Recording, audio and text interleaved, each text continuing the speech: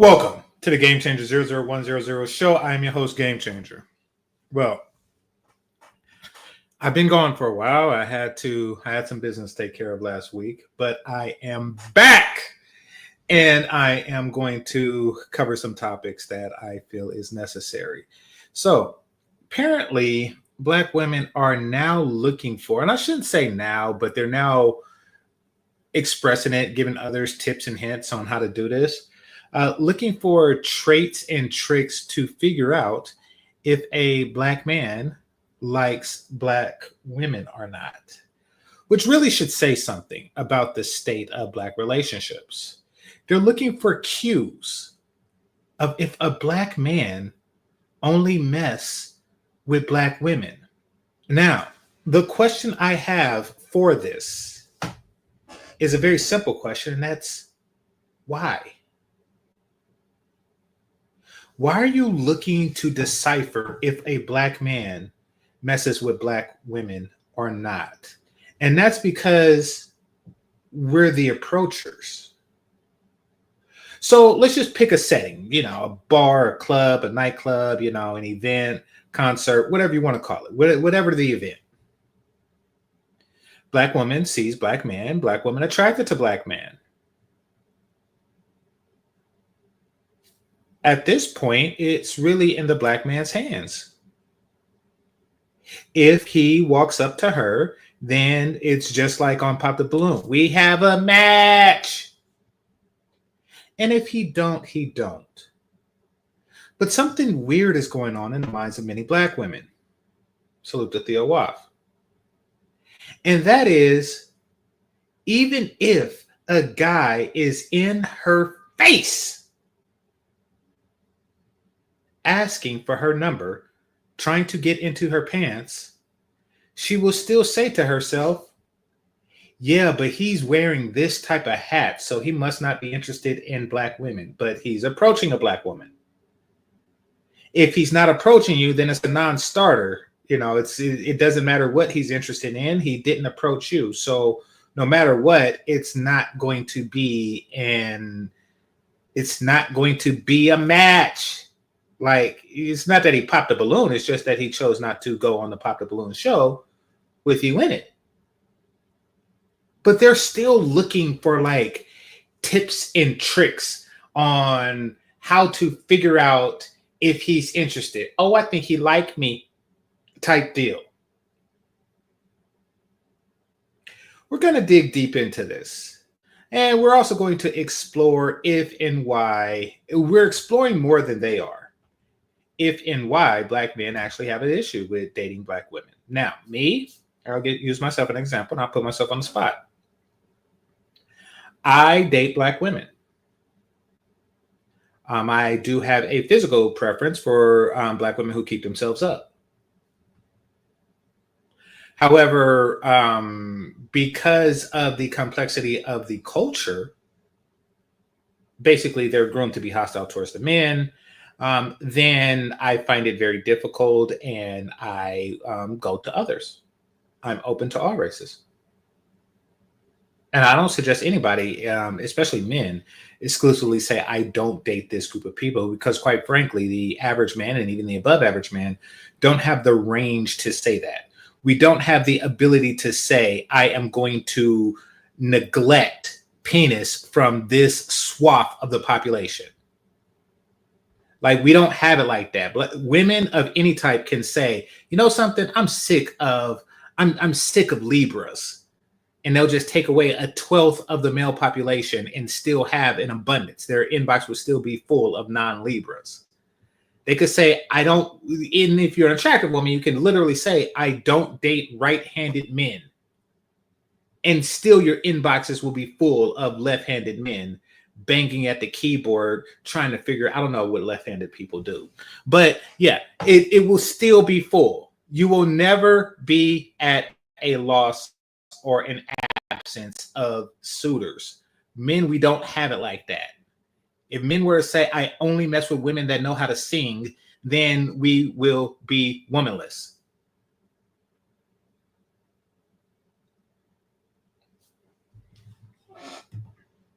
All right, Theo says something. I'm gonna respond to this right quick because he's a contributor. I'm gonna respond to this right quick about Slavic women. Get your hands up, fellas. Get your hands up if you are like Theo and you like Slavic women. And I don't blame them. They're beautiful women and they are above average intelligence, at least from my perspective. Meaning that in college, when I was in physics classes and things like that, the ones that were in it and excelled in it just so happened to be Slavic. By the way, those of you who don't know, Slavic is basically like if you're Russian or Ukrainian or from that region of Europe and Asia. So, yeah, get your hands up if that's your interest, because they run deep. I once met a Slavic girl that had 11 brothers. Didn't call her. Like, oh, I don't need them type of problems. But if you bout about it, then go for it. Go for it. All right, moving on. We all have our preferences. Nobody preferred, somebody said, okay, dang, y'all got me on this Slavic woman thing. Yes, they're very approachable. Listen, most non-Black women are very approachable, whether they're interested or not. They don't try to punish your ego for being interested in them. Let's make that part clear. So that's a non-Black woman thing. Yes, Slavic women are very approachable, very beautiful, and very smart. I mean, really, the only, like, while going with the pros and cons, the only cons I have is get your hands up. She's got 11 brothers. I don't even want to think about how many cousins. I mean, that's get your hands up. Like, fellas, get your hands up. You know, you don't know what'll happen. Like, you do something wrong or what? Get your hands up. It didn't go far after that. I'm like, oh, 11 brothers? Okay. You fine, but if you're single, it means that every relationship you had prior has ended, some of which have ended badly. Each time a relationship ends badly, I'm glad that I don't have 11 Russian dudes at my house saying stuff like, I must break you. I would rather not. I would rather that don't happen. So, hey, to each his own. Anyway, outside of cultural situations that they have deep within inside them and external factors are pushing, but their insecurities is pushing off onto us, which makes them less than desirable. I'm talking about Black American women here. You know, they're highly insecure and they project their insecurities onto us.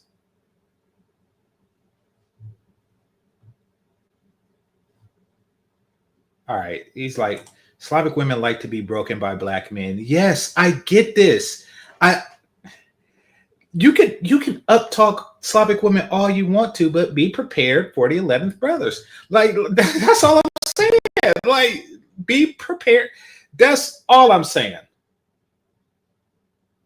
These are the pros. Very great pros. The cons are 11 brothers, super Christian, and actually, I think that's about it. Yeah, I think that's about it. I think that covers everything. All right, so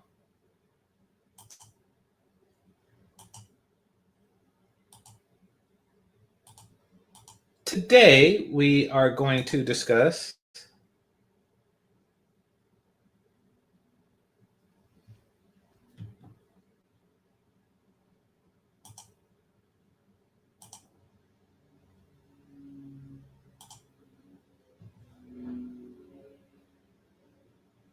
Black woman, because Black women are toxic and they're ratchet and they're this, that, this, that, this, that. So you go to the enemy's daughter, right? So you go to the white woman, the same white woman that got many of our ancestors lynched off trees, burned off. It's not the same white woman. It's not the same white woman. In fact, shout out to Bernard Riley. I was talking to him, I think it was just yesterday or the day before. And I was telling him a story about a white woman who did a black man dirty that I was on a date with. You think I seen her again? No, listen, when it's not the same woman, then it really don't apply to that woman. Imagine a woman down on her knees doing her job, and you say, oh man, this is the same woman that got somebody lynched. No, it is not. This is the woman that is on her knees doing her job. What are you talking about?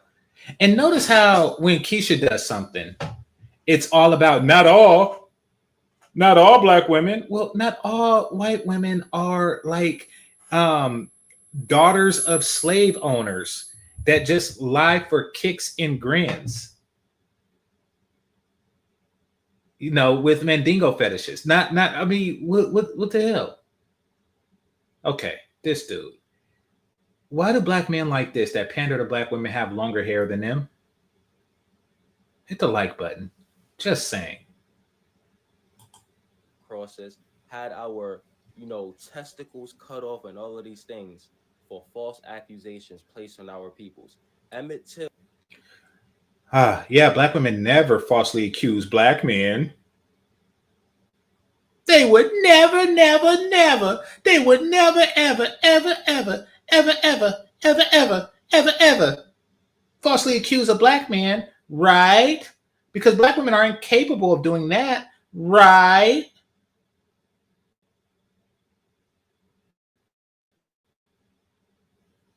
They're sugar and spice and can cook some rice.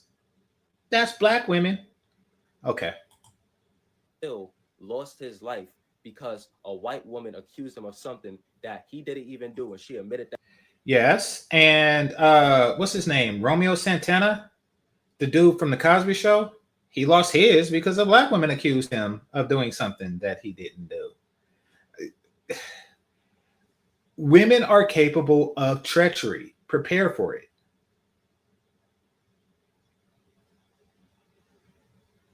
Ever notice how when they try to find the white woman's treachery, it's like from decades ago? Yeah, Meg Thee Stallion. Who's the new one? Keke Palmer. Like there isn't a time in now that there isn't a story, a recent story of a black woman screwing over a black man. Many times in deadly ways. Down her deathbed, right? So you're telling me you don't date black women because they're ratchet and they're even though this has to do with you not looking yourself in the mirror, because if you're attracting low vibrational black women over and over and over and over and over and over and over and over, right? You are on a low vibration because you only attract. You're a freaking idiot. I had to explain this to an idiot on Danica Marie's show. I had to explain this to an idiot on Danica Marie's show. Listen, if you are attracting somebody, it's because you are attractive to that person. You're not doing anything to make this person attracted to you. If you go to jail and then somebody comes up to you and says, I like you and I want you, does that say something about you or does that say something about him? And what if you're just a genuinely attractive person? So are you everybody now? Listen, somebody like, what's her name? Stormy Maya.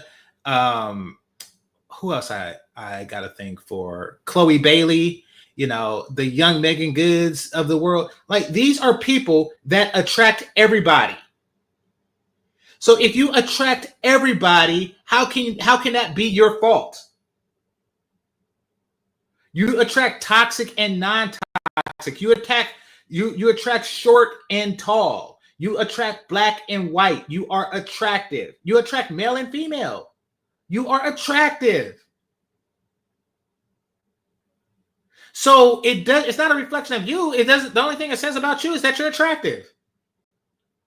Like you're attracting so many white guys. That means that you are, that means that something about you is bringing on white guys. It's like, but I attract black guys too. I'm talking about Danica Marie said that. So it's really stupid to say that's a reflection on you. And also, if you attract ratchet black women or as he say, low vibrational, anybody that used the word vibrational is an idiot. If you attract low vibrational black women and you attract high vibrational white women, and I don't know what vibrational even means. I assume that it means that they left a vibrator in their pussy. I have no idea what it means. I just know that low is bad and high is good. So you attract high vibrational white women. What does that also say about you? You're stupid. People who think like that can only attract one person. And yes, if you are only attractive to one person and that person just so happened to be an imbecile, then that does say something about you. You're the imbecile whisperer. It doesn't mean you're an imbecile. Just like, if you attract prison booty bandits, it doesn't mean you're a prison booty bandit. It means that for whatever reason, he has a thing for you. And you got to, just like I said with the Russian girls, you got to get your hands up. I mean, that is what it is. Like what you are. So you're blaming the black woman saying, I don't date black women because this, that. But it's your vibration for why. Why are you giving a man from Oakland lessons on Ryan Coogler? All right, shout out to Ryan Coogler. You keep attracting low vibrational black women, right? But you say you don't date black women because she's ratchet, she's toxic, whatever. But then you go to the white woman, the same white woman that got many of our ancestors killed and are still. Why is this imbecile saying the same one? Yeah, like she's sinners. Like she's just one of those old timey vampires, and it's the same one that's been alive for 200 years. Doing crap.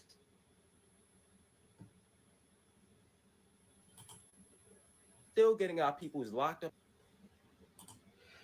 Then why he doesn't have an Oscar? Because of black women. God, you're annoying. Been killed today off of false accusations. Does that make any sense?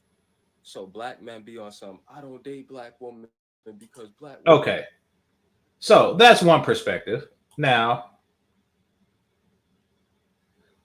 I want y'all to hear this brother's perspective. Black men don't like black women. I think I got an answer for you. I'm Ruquan, senior at Harvard, studying Black history, and I grew up around Black love. Shout out to this brother. But that's a waste of Harvard. That's a waste of Harvard. If I was in Harvard and I studied Black history, I would just stop with the I'm a senior at Harvard part. I would just stop that. You kind of negated the whole Harvard thing when you said studying Black history. Just saying. Love grew up in Washington, D.C., which is Chocolate City. So I felt and seen Black love at every level, in the hood, in the schools, in office, in the businesses, on the street, whatever it is. And I come to Harvard and I experience something really different where there's this war between Black men and Black women. That's like the Black women hate the Black men. The Black men, some of them stay away from the Black women to get a white girl or whatever. I realize what's happening is these two groups of people are not actually talking. I think he's married too. To each other. That's a very These good two point. groups of people are listening to stories from their parents, and they're also experiencing things from each other, but they're not actually sitting down and having a conversation about their desires, about their fears. And since they're not doing that, it's going to be extremely difficult to arrive at a place where love can exist like this. Because a part of love requires intimacy and vulnerability. Vulnerability is about taking off the clothes, being free, being open, letting it be. I will say he is kicking some Ivy League knowledge. I got to give it to this brother. He is kicking some Ivy League knowledge. The lack of communication and whether listening to what others say about Black men is what's going on. You know, and it does require trust and, well, it requires intimacy, as he said, but intimacy, you know, is born from trust. You have to trust a person. And basically the narrative, especially about brothers like this, because it's not the fact that he's in Boston. They have preconceived notions of highly intelligent Black brothers. Ask how I know. They do. They have these preconceived notions about highly intelligent Black brothers, and him being in Harvard kind of just wears that on the sleeves.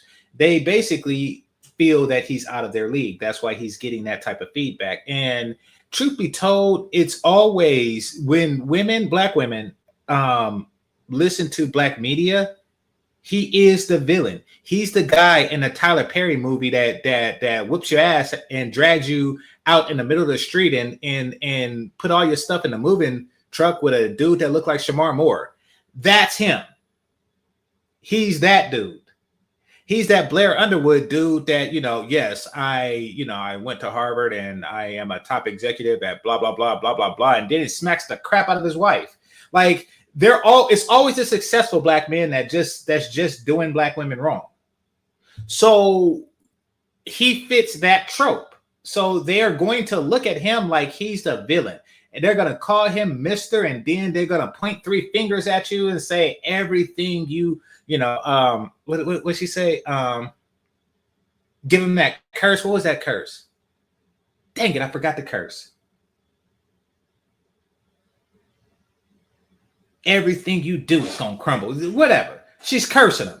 She's cursing him. She's giving him the ugly broad from Georgia curse. And that is the plight of cerebral Black men. It is unfortunate. Known and letting it be shown, sharing how you truly feel. Intimacy is about both parties doing that and then coming close together.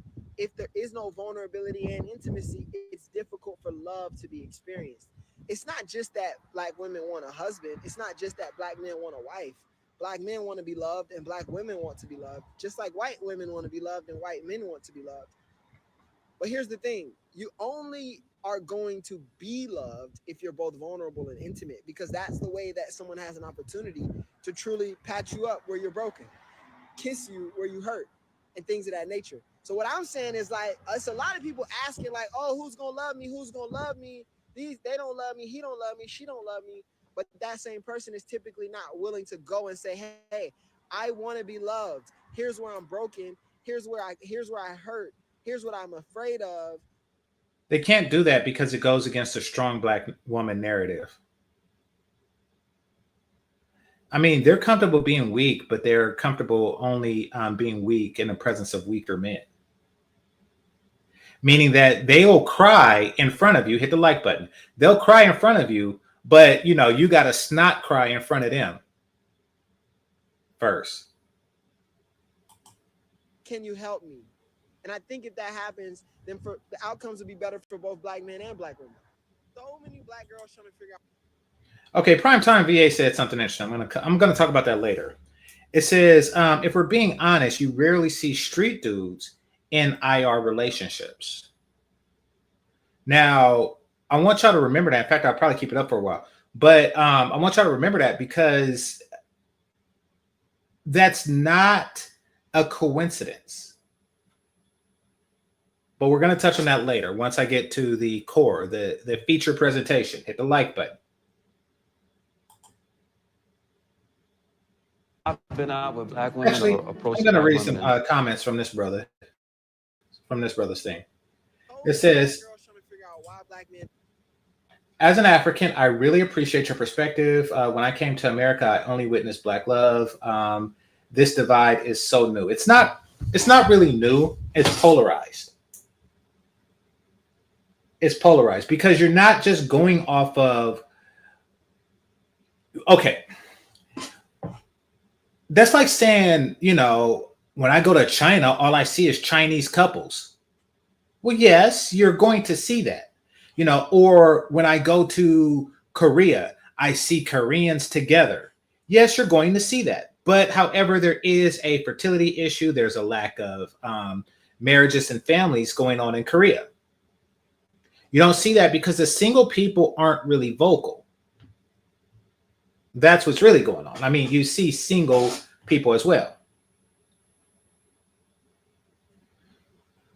Okay, in social media and TV, every form of media programs BP against themselves. Every form of media programs black people against themselves. Yeah, that's true. But who is the programmer is the question. I'll give you a hint. Her first name is Alice and her last name is Walker. To name one. Media uses, there's another one, last name is Winfrey, first name is Oprah. So yes, the media is programming us, but who is the programmer? Just saying. Media uses power of suggestion to keep us hating and bickering at one another. True, but once again, who is the programmer? All right. I mean, you give a black man a mic, he gives you the Cosby Show. You give a black woman a mic, she gives you Oprah. Just saying.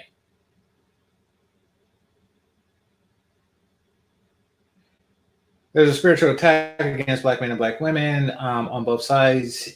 Both sides have yet to understand that there is a fight for the soul of black men. Well, there's a fight for the penis of black men, that's for sure. And black women are losing. There's a spiritual divide amongst us. Okay. I don't want to hear talk like that. Let's see.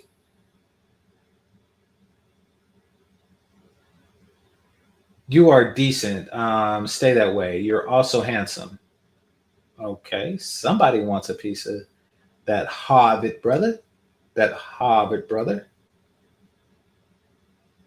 All right. It says, but I guess he's low vibrational because he attracted her or him. The end was on point. To love and be vulnerable, you have to heal. You can't love someone else if, what is he, a developer? You can't love someone else if you don't know how to love yourself. Nope, he's not. Okay, I gave my heart to God and yeah, okay. Enough of that foolishness. All right, it says, I love black love. Yeah, that's true, but does it love you back? Is the question.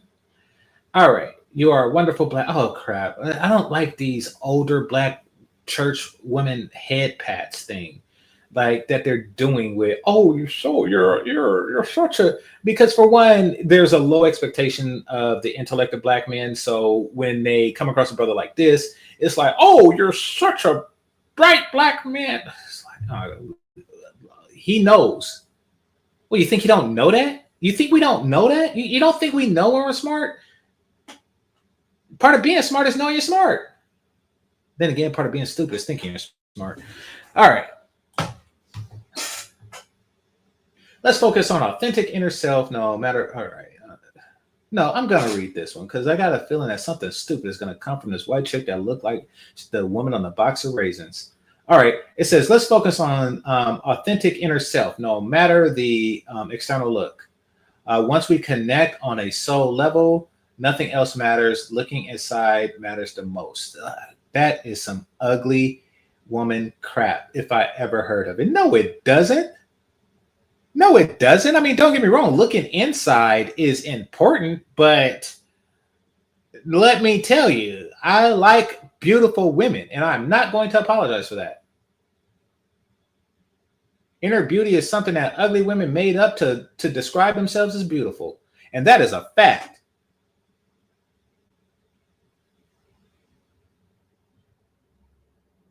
Okay. All right. So let me read the super chat before I go to the next one. I prefer slim, child-free, non-religious, worldly women. Okay, I'm going to talk about the non-religious part.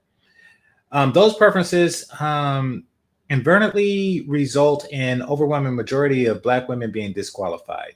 There aren't many size 2 for Black women in the States. No, there isn't. And unfortunately, they actually think it's because they got such big hips and tits. It's not that. It's just that you're fat. But I want to talk about the non-religious, and thank you for the super chat. I want to talk about the non-religious part. It says, I prefer slim, child-free, non-religious. Listen, if I had to drop one of those four things, it would be the non-religious. If a woman just so happen to be hyper Muslim, Christian, or Catholic, or something like that, listen, if she chooses to please me because her God tells her to, I don't care about that. If she's a good woman and it's because of her religious beliefs, I don't care about that. I mean, no matter what, the kids are gonna get Easter eggs anyway. I mean, they're gonna get Christmas gifts anyway. Maybe. I mean, and if she's not down with that, they're still gonna have a winter and spring holiday. That's very similar. It's all Abrahamic. I don't really care. If I had to drop one of those things, it'd be the non-religious part. Just say, because I have seen relationships where Baptist women are treating their husbands good and Muslim women, etc. I dated years ago. I was maybe like 20 years old. Dated a Muslim chick, and she was down for the poly. Actually, her sister was, her twin sister. They were down for the poly. And I'm not talking about the polygraph machine. They were down for the poly, and they was just like, whatever on it. Try finding that amongst, agnostic or atheists. No, I get that you are, but, hey, if her religion says, that I could take turns between her and her sister, I don't eat pork anyway, so forget it.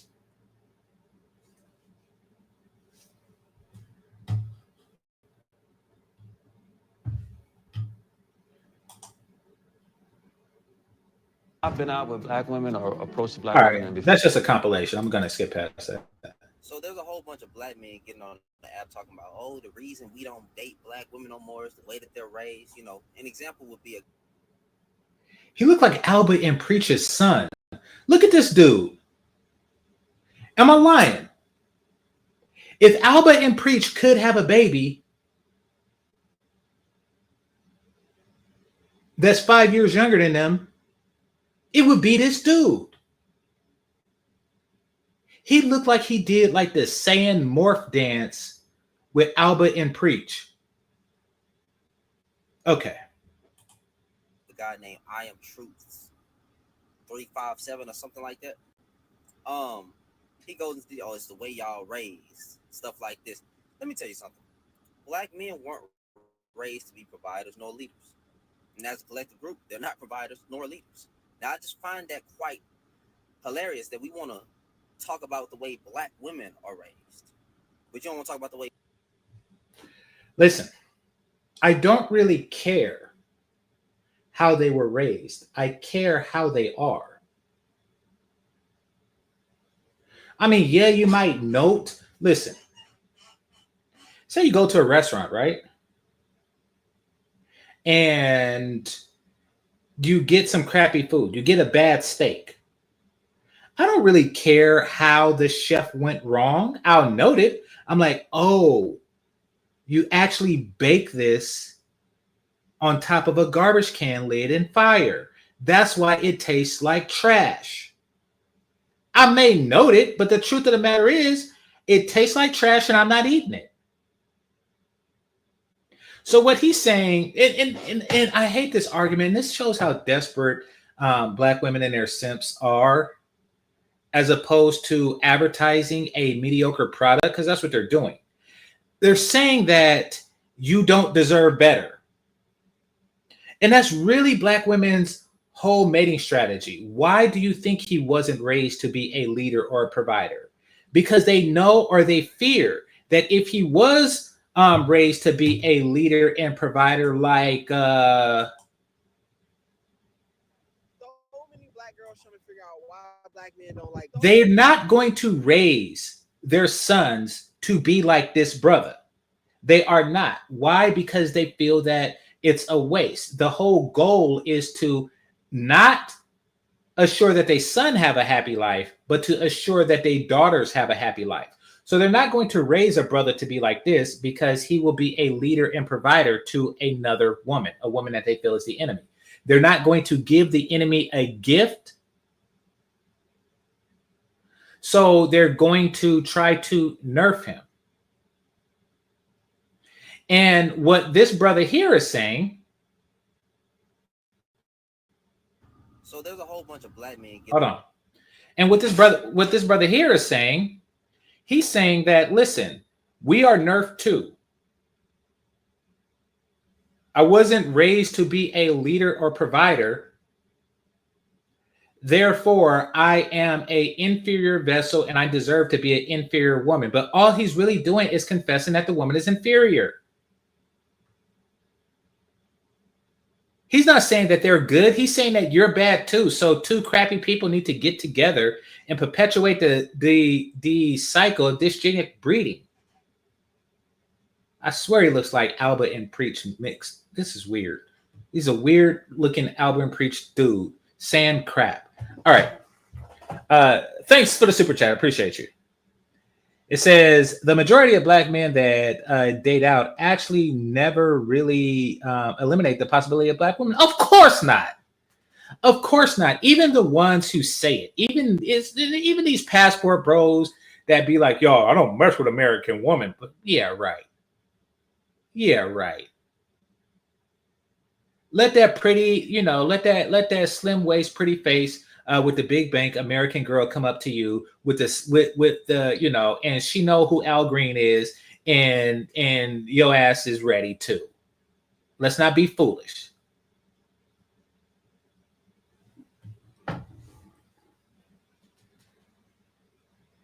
Black men that date out never actually eliminate the possibility of dating black women. We just don't favor black women. I don't favor with black women. Listen, it's like I love Mogwai, but I can't stand gremlins. It's not like you dislike the species. You just dislike what feeding them after midnight had turned them into. In our case, feeding them after midnight turned them into fat, obnoxious bitches. So, yeah. Hit the like button. Relationships and DEI don't mix well. Words are true. Words are true. All right, let's see. I'm not going to listen to his whole thing. Talking about Blizz, Blaz, and Ham.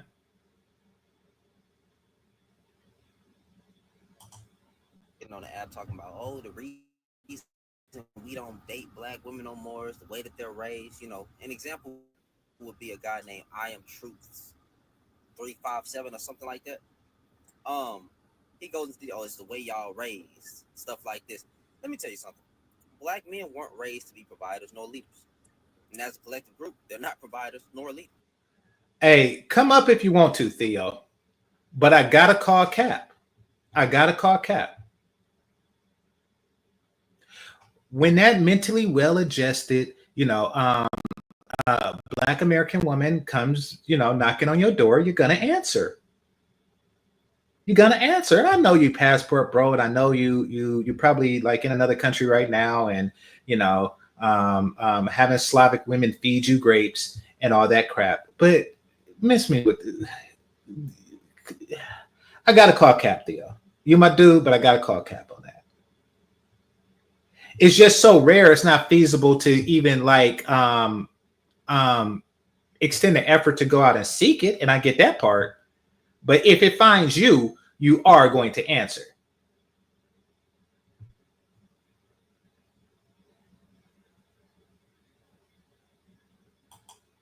Oh, crap. Why did I do that? All right, I'm just skipping past this dude. He's not saying nothing. Particular type of black man that is very skilled at pitting non-black women and black women against each other with themselves as the prize. The idea that black men don't like black women is so hilariously laughable to me because the men that are saying they don't like black women are black. So, baby, unless you transported from a different dimension with different biological rules, a black man had to sleep with a black woman for you to exist. And everywhere I go, I see black men. So, black men like black women. Let's get that out the way first and foremost. What I feel is actually happening now feels like the turn of a generation. Black women are at a stage where we have a long history with black men. So, we really understand them and know who they are. But unfortunately, through that history, black men have made a lot of mistakes. Okay. They have not been the most respectable. They have a lot of misogyny. They're very hypocritical. Okay. And there we have it. Black men have a lot of misogyny. Listen. Any woman, especially a black woman, that use the word misogyny is an evil demon witch. She's a succubi. Well, she individually is a succubus. No matter what, she's descended from Lilith and not Eve. And therefore, her words don't matter. It's magic spells. It's the black men because history of misogyny. Listen, the world is built on misogyny and big penis. And yes, and if you don't want to be a part of that, then that is on you. Sometimes they are not always the most loyal to their family in terms. Now, I'm not dissing any specific black man, so you don't need to get in your feelings. But this is something that our culture and our religion promotes. It promotes a lot of misogyny and it promotes a lot of women bowing down to men. Where the tide has changed is that. Now, she does have a point there. First of all, listen at her voice. Listen to her voice. Her voice is too damn deep. Anyway, she does have a point to where black culture promotes hookup culture. And the women are on board with it. And the reason why women are on board with hookup culture is because they understand that it gives ugly women an advantage. Because men adjust their standards for a DTF NSA. They adjust their standards for opportunities like that. So they do that. They encourage this. They encourage the hookup culture of the 90s. Just so they can have the stuck-up culture of today. What's the stuck-up we're dealing with now, where unattractive women are so used to guys approaching them for a hookup that they have become arrogant and, quite frankly, unappealing, which is why Theo said what he said. However, we're not going to get into that.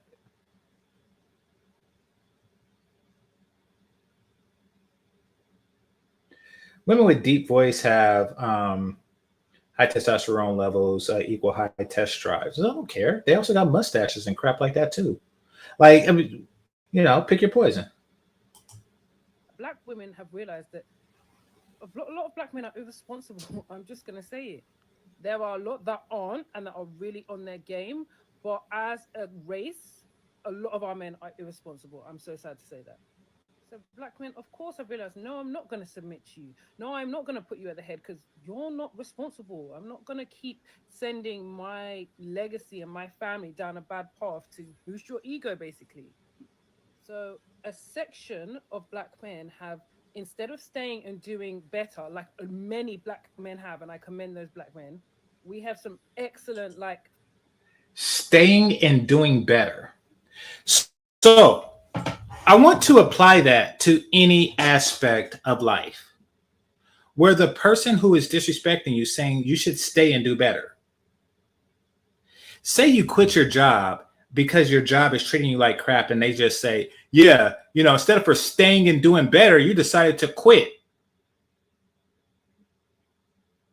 You see, that's how Americans don't wind up in sweatshops.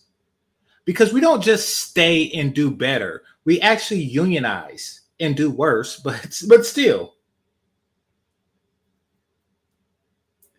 It's the American way to say fuck this shit, I'm out.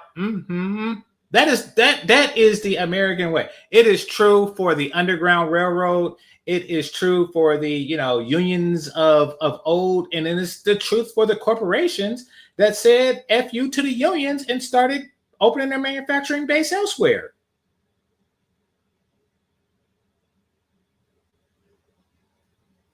Our country was founded. It was Happy 4th of July. Our country was literally founded on people that say, I ain't got to put up with your shit.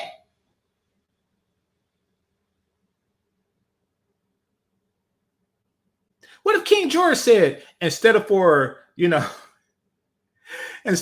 doing better and putting up with it, y'all decided to start your own country and declare your independence? Yes, that's what you do.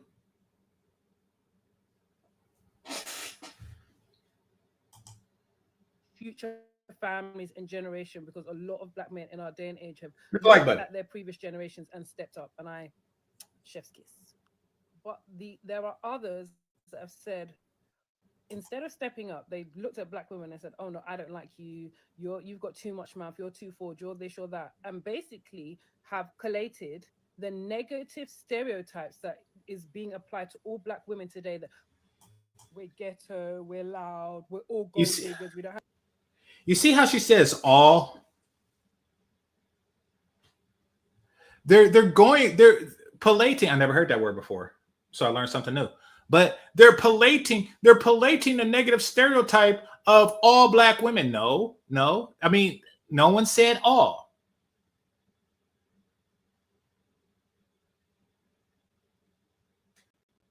But yeah, if it don't apply, open your thigh. Listen. They're just saying all to diminish the argument that's out there. Collectively speaking, you are a bunch of obnoxious bitches. So, address that. It don't have to be all. It's too many. Just like if a country was to send its soldiers to us, send its military at us, and then, somebody was to say, well, not all of the country is attacking us. Yes, all of their military is. It's too much it's enough to know we're at war. Did France say that? Well, it's not all of Germany. No, they're not throwing German babies at you, but nevertheless, it is enough. It is enough to warrant a significant concern. You're stupid.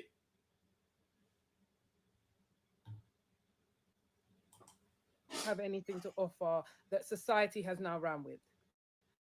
Side note, black women, I really want us to stop getting triggered and understand that when people mention us, usually unprovoked in these podcasts and these conversations, it's to get clout. They're clout chasing off us. Don't even worry about them.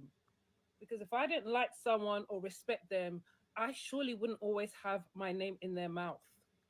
But I digress, child. Anyway, so what they've done is they've brought black women down, these specific black men, but in bringing black women down, they boost up non-black women. So they say, we like non-black women because black women are this. AKA, these non-black women are better than black women. Side note, we do not give enough. Well, not all. AKA, these, basically, they're not concerned with doing better, as you suggest the men should do. They're concerned with the image and reputation hit that they get from their own men, saying that they're not interested in them and that they're not their primary choice. Do better. Stand in it and do better. Oh, but no, that's the advice for black men, not black women.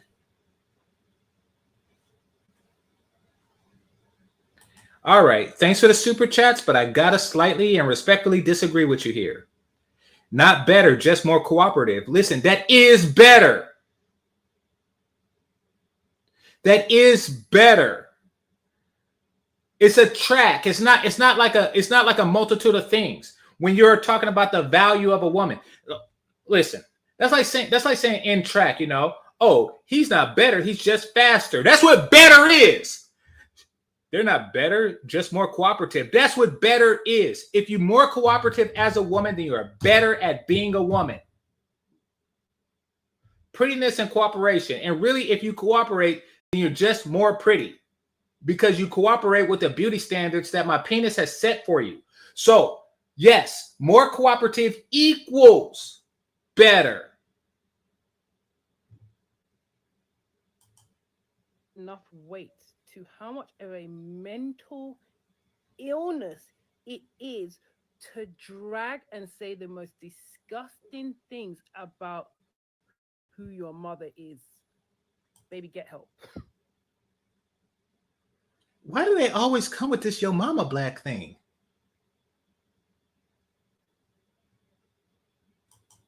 Get help. So they are putting these non-black women on a pedestal, and understandably, these non-black women are feeling flattered. They're feeling, interested in these men, because let's be real, everybody likes to try something new, and a black man is different for a white man is different from an Asian man. And if I must say so myself, black men are very delicious. Like black men are. What was that video of that lady? Oh, the niggas. Yes, black men are just chef's kiss. So of course they're attractive. I know we're attractive. You think you are giving away a trade secret or dispensing top secret information? I know what I look like. I have mirrors and crap. Theo says something. We aren't boosting snow bunnies when they are on their knees. We're simply providing a critical service for humanity. Absolutely. And so is she.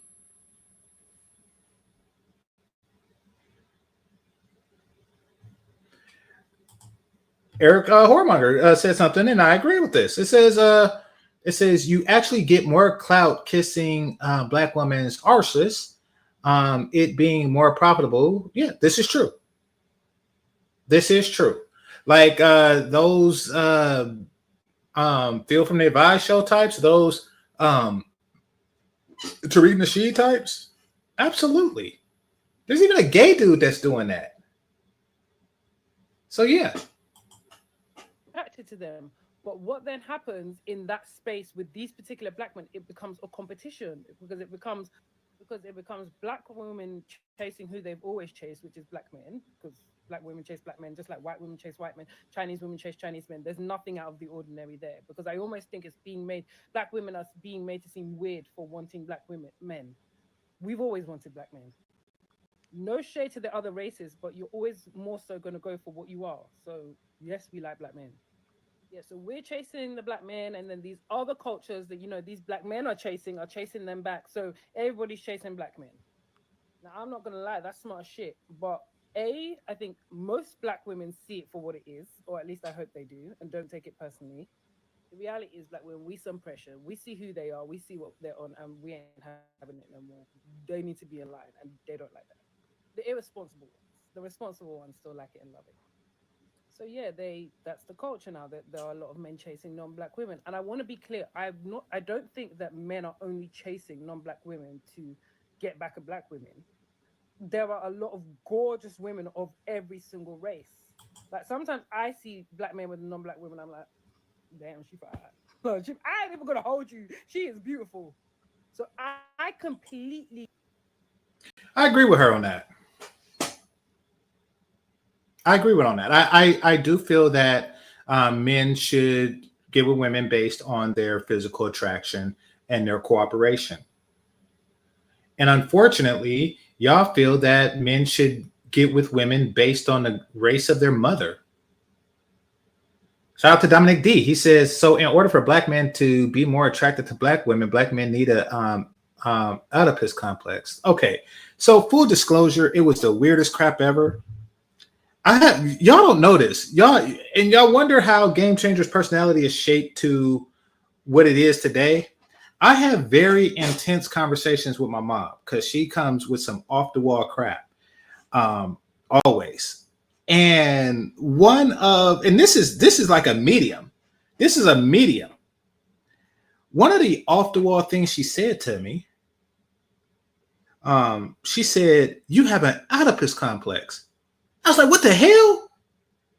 I was like, "Do you know what you just said?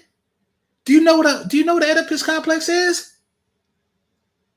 And she had to admit, she said, "No, I don't." I was like, "You just said that I want to have sex with you."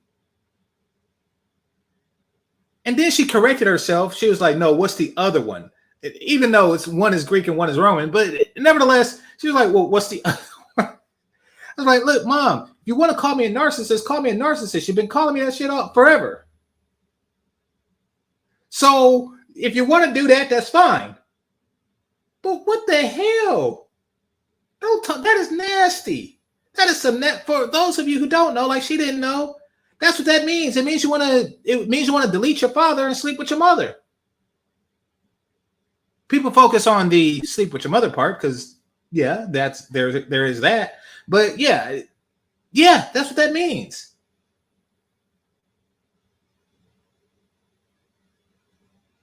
Somebody said there's another one. Listen, you gotta know my mom to be able to say that. Like, okay. Yeah.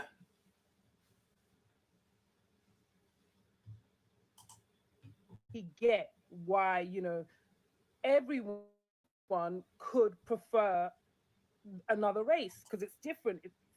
Some of you are fine, but I absolutely do not rate the type of black man that has to bring down his own to boost up another. And all non-black ladies, be conscious of that. A man that has to bring down what he is to boost you up, there's some kind of internal struggle going on there because he did not need to do that. Don't take it as a compliment. It's not a compliment. And let me now show you why it's not a compliment. Because these non-black men who have decided they don't want black women because they're this, that, all of that, and that's why they're not acting right, they go and pick up a non-black woman, and what do? The same thing. It's the cheek of these men for me. Because after all that, it's not like they go and get their preference and then they treat her like a queen. No, dragged. So I met a Brit this weekend. Not in a romantic sense, just I met her. Pretty face, red hair, down to her arse. So going into this, I had like a good vibe from Brits. But this chick annoys me. And now all Brits annoy me now.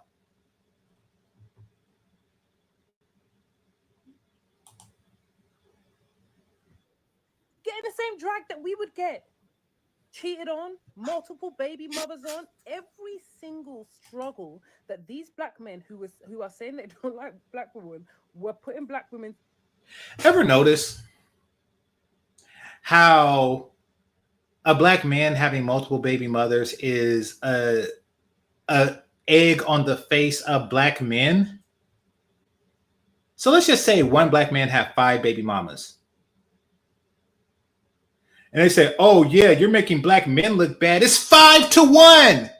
It's 5-1. It's 5 ruined women. It's 5 stretch mark women out there now with one stretched out penis. Like the greater number, the greater taint in the population is the women.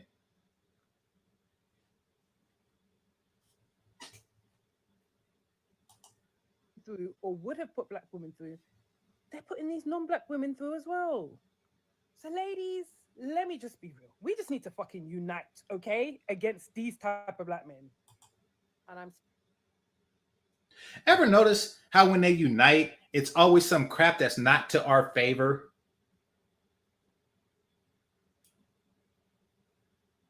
You can't get 3 of them to unite and make me a sandwich. You can't.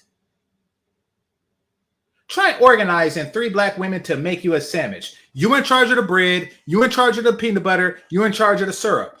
Nate, try to get them to do that and see if they don't have attitude. Ever notice that they never unite for nothing good? Ever notice that? They never unite for anything that's good for black men. Shout out to the white women of MAD, Mothers Against Drunk Drivers.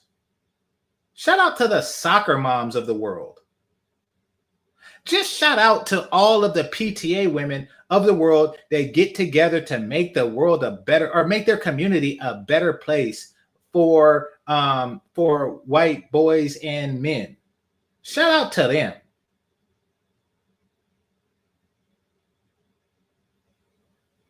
They never unite in a way to make the world a better place for black men.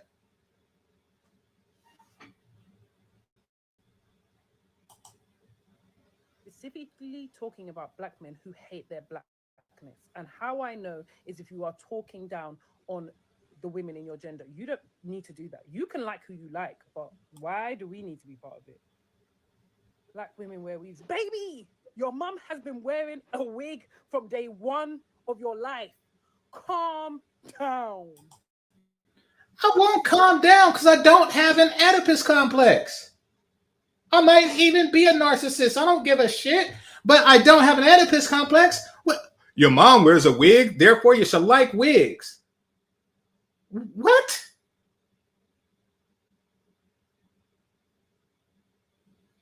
It doesn't make sense. My mom wear panties too. I don't wear that. What the hell?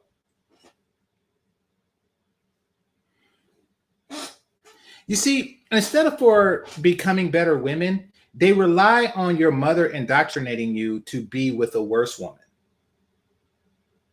And because of the advent of the internet, fellas are starting to see through that through the wisdom of GameChanger. And that's the truth of it. Due to the wisdom of GameChangers, fellas are now starting to see through this foolishness.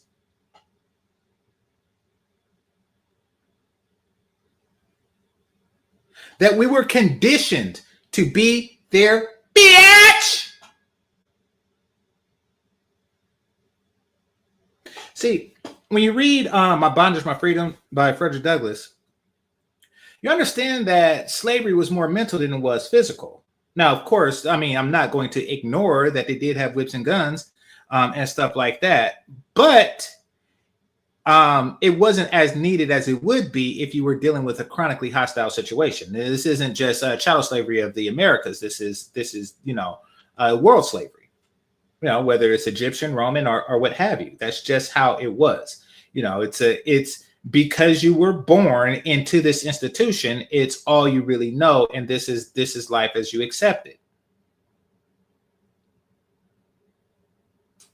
And any breakaway from this mentality, as Frederick Douglass has, is really the fault of the person who was supposed to indoctrinate you with these things.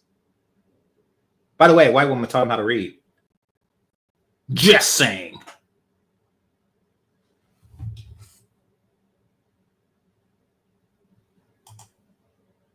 I'm sorry, it's just the cheek. It's why yada.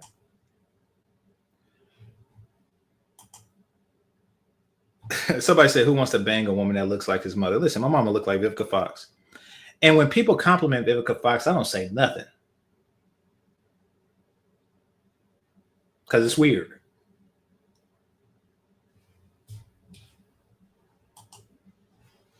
Black women, let's disassociate from giving our time. By the way, they don't compliment her now. I'm talking about back when they did, back in the Set It Off days, when she ran in the slow motion titty bounce scene. Like, yeah. But yeah, you're right. It's creepy.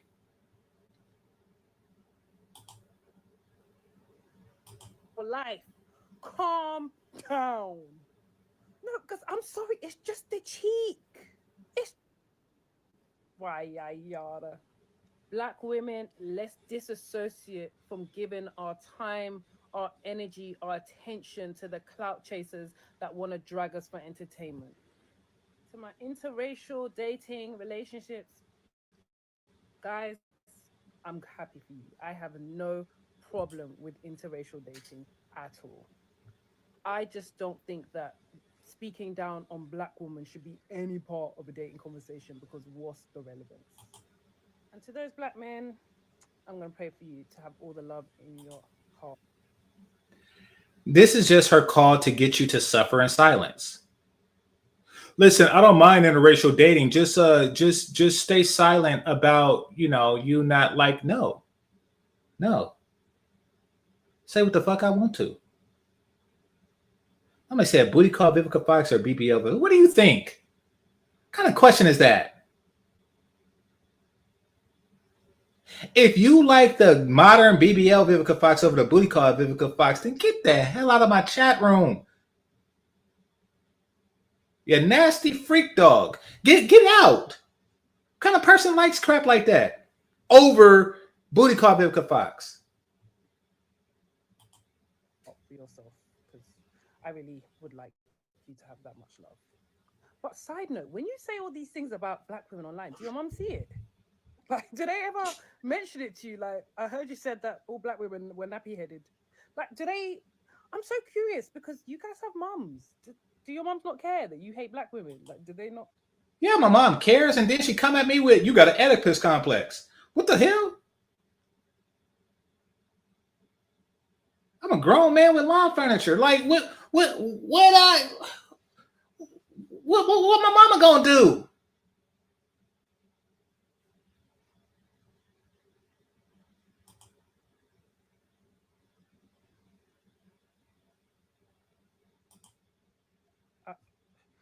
Wow. God gives his toughest battles to his strongest shoulders. Because as a black woman, giving birth to a black boy and he turns into a black man that says he hates black women. Oh, I would throw up. Thank you, Lord. Now, like I always say, there's always an exception to the rule. The best results, assume it's not you. Mwah.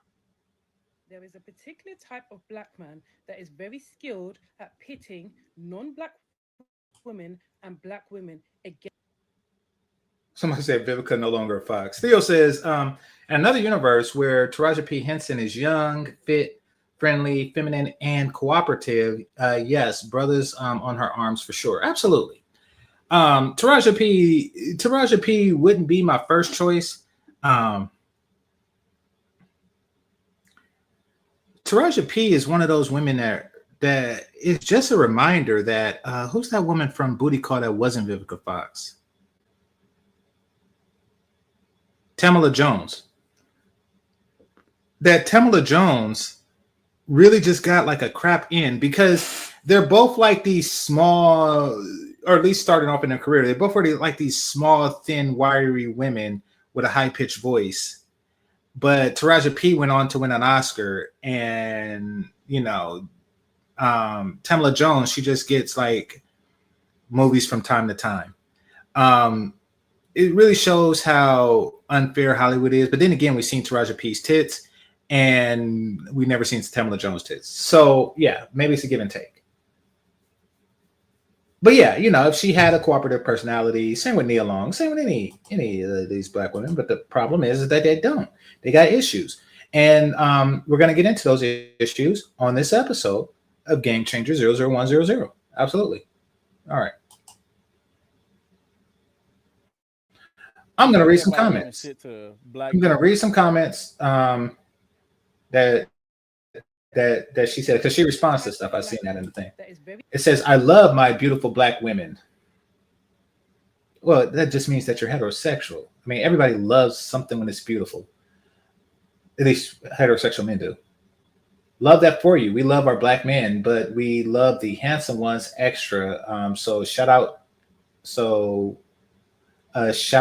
you. Okay, so she thinks he's handsome. Okay. Huh. Thanks you, and then he does the monkey thing. Okay. Just his personal preference. Hey, thank you for engaging. What do you think influences his personal preference? What do you think? Holy crap! That's my knee hitting the table. That bump that y'all heard, because I had to adjust my seating.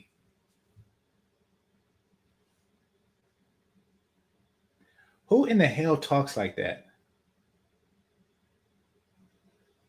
What do you think influences his personal preference? That's like asking the people in Iran, like, what do you think influences their feelings about Israel. You're stupid. How dense is this broad? Wow, that just blows my mind. I wish I could see the look on my face. That just blows my mind. Like, hey, so what do you think influences his personal preference? Are you kidding me? Are you kidding me? Everything.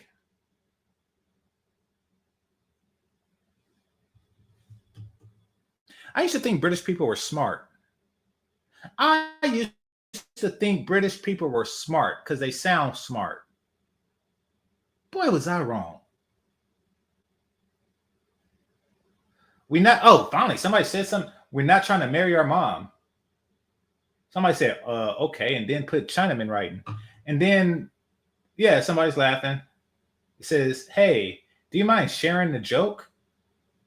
It's not a joke. We're not trying to marry our mom. I'm really starting to look at Brits different.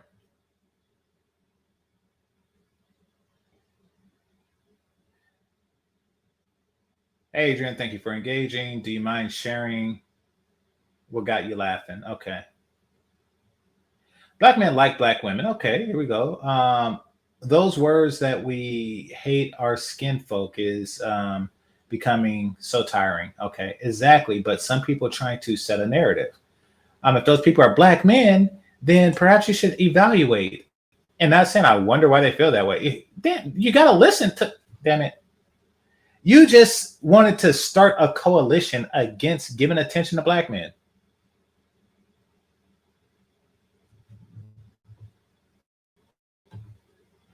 All right. Black men experiences show them who they want and who they don't want. Accept it and move on. Knowledge. Okay, I'm going to do 2 more of these. I'm going to go to the next one. 80% of black men find black women attractive and marry them. No.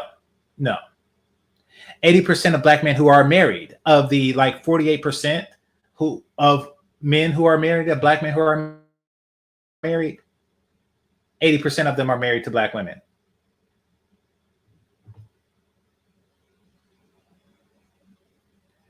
It is extremely unfortunate for black women because, like you said, a lot of black men are very unserious. Us as black men need to step our game up. Now, I want y'all to pay close attention to her response. This is my first time reading this. I want y'all to pay close attention to her response, right? Because I'm going to say what is not on the response. Okay. It says, yes, not just black men, but this video is specifically about a type of black men. Okay. Now, I'm going to see if she responded some more. Hold on. Because I'm going to make something poignant to you. Yep. Hit the like button, fellas and ladies. Ain't no future in your simping. Ain't no future in your simping. Ain't no future in your simping. Ain't no future in your simping. So look at her response, right? Yes, not just black men, but this video is specifically about a type of black man. This is the same response that she would give to anybody, right? His simping didn't give him any pussy points, but apparently this apparently handsome brother here, he gets the crying emoji. I mean, it's still a simping comment. I love my beautiful black women. I love my beautiful black women. Love you for that. We love our black men, but we love the handsome ones extra. So shout out to you. So you see who's closer to her pussy than you? And I don't know if you a ugly ass nigga or not, but apparently she do, because her response was not a compliment. You are not any closer to her pussy than you were had you have not made this simp comment. Because it ain't no future in it. And look at you. You commenting on your own shit, hoping to engage her more, and you're not. and you're not. Why? Because you're unhandsome. Is because you're unhandsome. And people think high testosterone, deep voice bitches, like, oh, they think like a man. Well, of course they think like a man. And men prioritize beauty over everything, and so does this woman. And that's why ain't no future in your simping. See, you're stupid. You think that that simping and loyalty overrides ugly. It don't. Not with a black woman, not with any woman. It doesn't. If you think you can take your ugly ass and simp your way into some box, you are mistaken. You're stupid, Saint Fitness.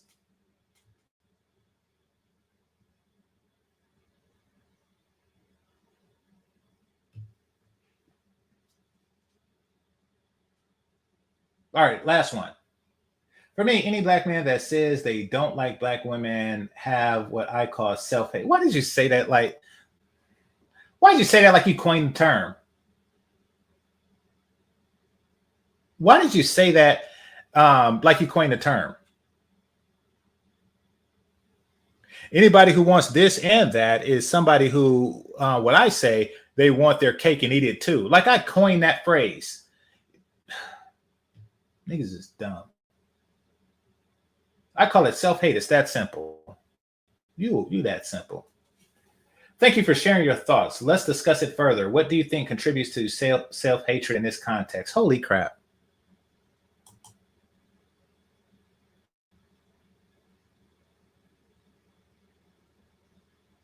And then he responds with women. And that's the end of the attention I'm going to give that foolishness. All right. I see everybody giving shit to black dudes that only like white girls or girls that's not black. Well, let me clarify this up for you. See, that black dude probably was the weird black kid in school that none of the black girls like. So he had went and explored other options. See, it's not that he don't like black women. It's that black women don't like him. See, they didn't like him for him being a weird German from across the way. You know, he wasn't popular or hood enough, or he didn't have trendy clothes like everyone else did, right? See, Weird Jeremy isn't successful right now, so it's not a problem. But when Weird Jeremy gets successful, it becomes a problem because black women in high school and junior high like popular guys or hood guys. They don't like the nerd guy or the weird guy. So when that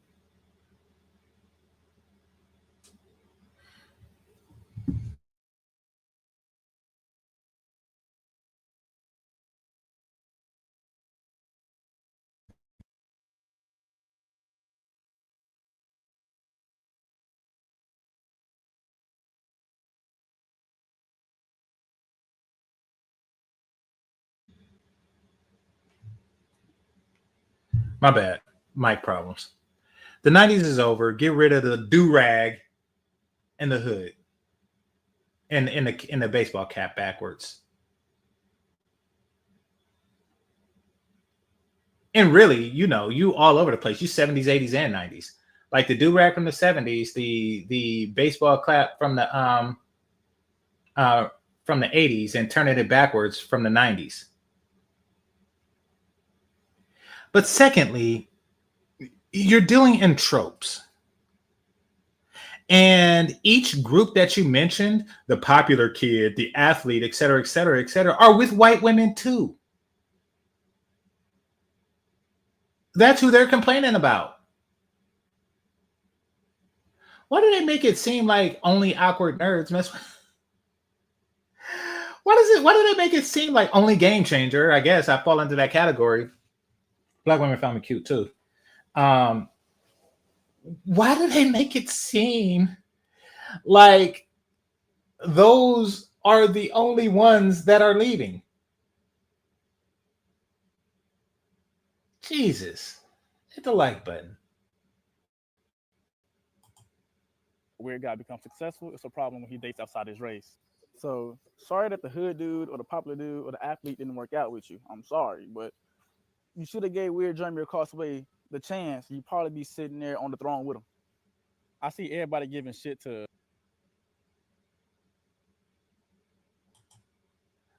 All right, Freeman's Journal, salute to him. He says, trace of black men who don't like, who don't date black women knows that Python is more than a snake. Yes, they know Python is more than a snake. They know Java is more than a drink, and they know that C# is not a music note, or maybe it is, but it's not just a music note.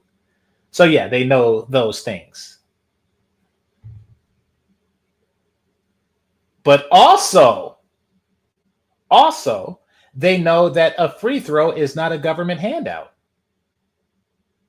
I mean, it's not like there's just one subclass of black women. I mean, they even know, that a bird is a kilogram.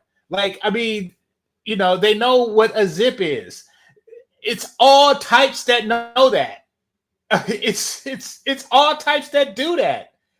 They're getting them from all walks of life.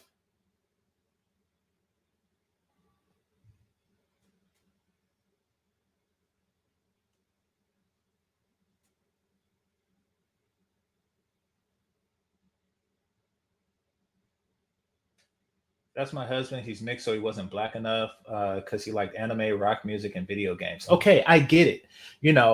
People like that. I don't necessarily like rock music, and I had to give up video games. But people like that. I had to give it up, which means I like it.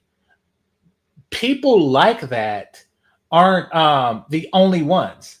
It's not like white women are only messing with black nerds.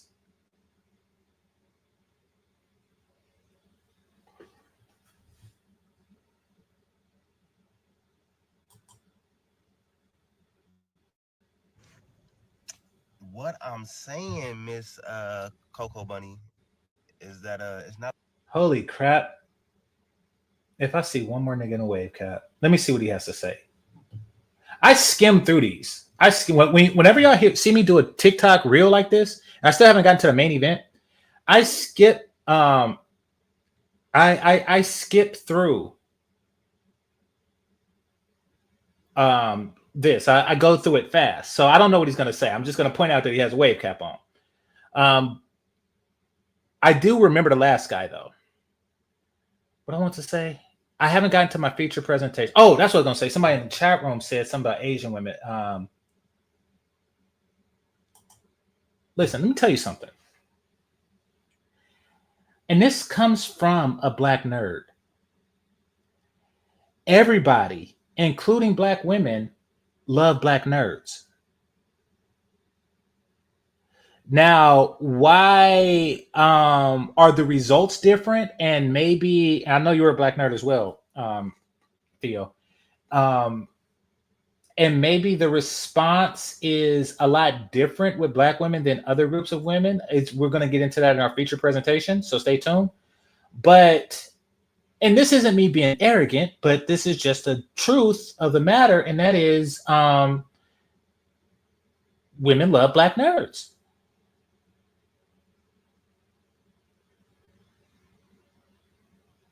They don't admit it, but women often just don't admit, when they lust after a certain type because they don't want that type to get arrogant. It is what it is. I remember when For Real hit the scene, because I always had my nerdy chest out, as far as a nerd's chest go out, proud, and didn't really think much of it, but For Real, he just kind of made it into yeah, we can actually be physically appealing and do music and stuff like that and be popular with the ladies. He put it on a different level when he did that. Not saying he put us on the map, but I'm just saying he brought attention. He popularized it. First of all, he told the world of our existence. But yeah, let's see what this brother has to say.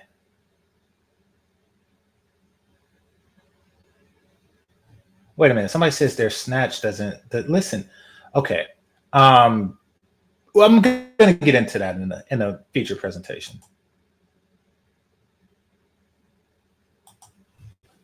A lot of black people, and so when you got motherfucking.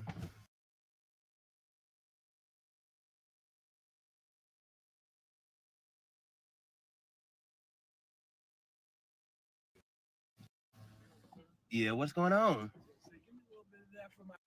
Oh, you know, I just blew it down right now. It's meant for us to see each other every time. So what I'm saying is, Miss Coco Bunny, is that it's not a lot of black people in AZ. And we all know that black men date outside their race more than black women do. So that's all I'm saying. I'm not saying that if there's a lot of niggas out here that don't date black women, that's they lame. Shit. I ain't without nigga. I'm from the set, nigga. Shit, what you talking about? But yeah. Some niggas do, some niggas don't. What I'm saying, Miss Okay, he didn't even say anything. So I'm gonna just skip past that because I don't know what the hell to respond to that with. But somebody said Too Short was a nerd. Probably was. I met Too Short, not like I shook hands with him or anything, but you know, I said what's up to him at a party in Treasure Island. Treasure Island is it is what it is as it's described, except there's no treasure. It's an island between Oakland and San Francisco. So if you take the bridge from Oakland to San Francisco, it has one turnoff on the Bay Bridge that goes to a place called Treasure Island. And there was a party there, and I went, and Too Short was there. Cool dude, laid back dude. He actually knew my partner James, so I didn't know him directly.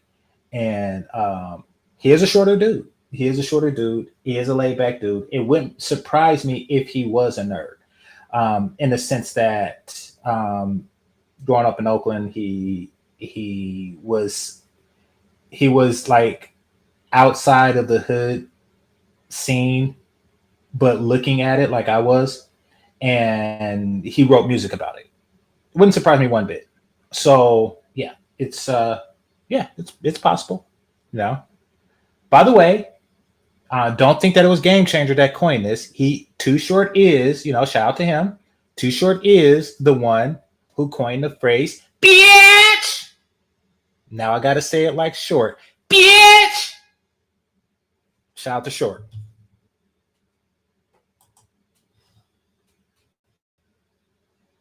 Hey guys, good morning. So I have a real quick question.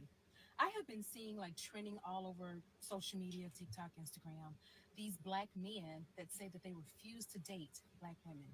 Not that they prefer to date other races, but they refuse to date black women. Why don't some black men want to date us? Look, let me know. I'll try and keep this short and sweet. The reason why a lot of the brothers don't want to date y'all, and it's really the dominant guys, whether you classify them alpha, sigma, the betas, y'all gonna have them. I keep saying this. Y'all got the betas all day, but y'all don't want to date them. Same shit you asking us, the betas is asking y'all.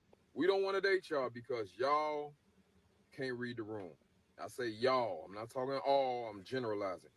Y'all, the sisters, our credit rating has went down in every community. Out of all the groups of women, y'all the ones who are presenting yourself with all this scantily clad clothing and thinking this is just regular shit. Thinking you can date 5 different dudes and it's just Okay. I'll listen to him further, but this brother's so far off base. White Mardi Gras women got their whole titties out. And there's a reason why white girl wasted. There's a reason why it's called white girl wasted. Really white people like to drink a lot. And I guess blacks like to smoke weed. But they like to drink a lot, and white girls do get extremely, extremely wasted. They also do a lot of coke.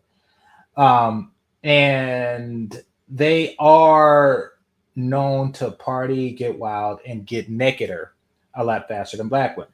So it's not that. It's the obnoxious fat hood shit that they are known for that is making them unattractive. It's not the fact that they get naked. It's the fact that we don't want to see them naked. Like Girls Gone Wild, exactly. It's not that they get naked. It's that we don't want to see them naked. Nobody was complaining during the Freaknik, for those of you who are my age. Nobody was complaining during the Freaknik days. In fact, Girls Gone Wild came like shortly after the Freaknik. It's not that.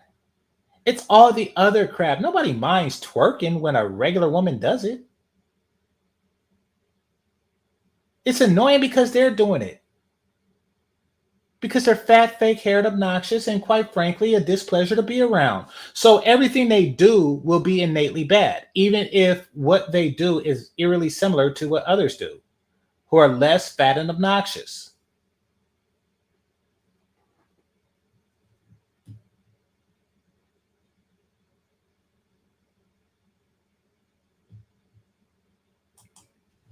Just regular shit.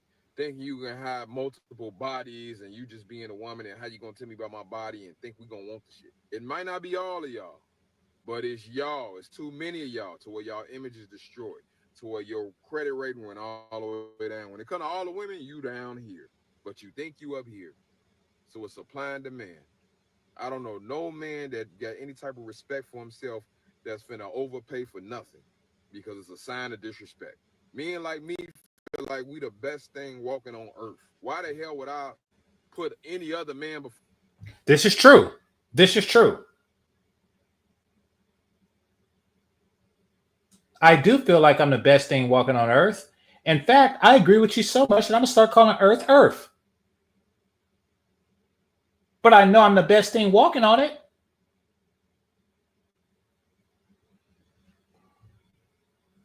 Oh, y'all can't hear the video?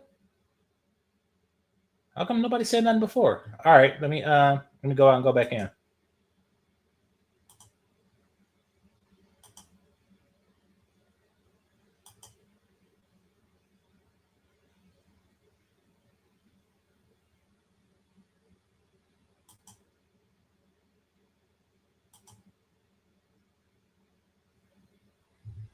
Oh, I can't help that. That's his stuff.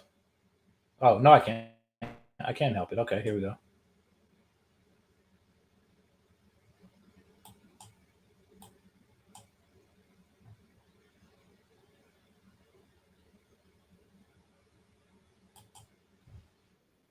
For me, and that's what y'all asking us to do.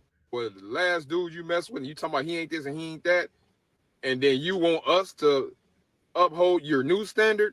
What you basically telling us is that ninja better than you. He ain't got to do half the shit I'm asking you to do. Man, I want you to pay his bill. That's what you basically telling us. This shit is disrespectful. And if you know anything about a real man, he built off respect. Respect is love to us. As soon as you come with disrespect, you're not even attractive no more. You could be drop dead gorgeous. Don't. And that's what it is. You see, he missed the first part because he thought that it was on some, striptease stuff or some, Girls Gone Wild stuff. It's the disrespect. Listen, men tolerate everything but disrespect. Once you start, publicly and repeatedly disrespecting men of any type over decades, you're going to look like trash. And you may think like, oh, since we're only disrespecting black men, other races of men are going to, come to us. No, it doesn't work that way because they don't want to have children who will grow up to be disrespected.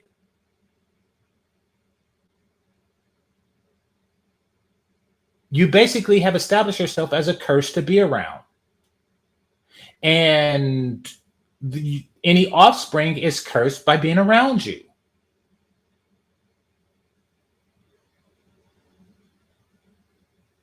Point blank, period. It's not about all the other stuff, Other women do that too, probably to a higher degree than black women. But no, it's the disrespect. Point blank, period. Men don't even want to know that you're capable of that type of disrespect. It doesn't even matter who is pointed at.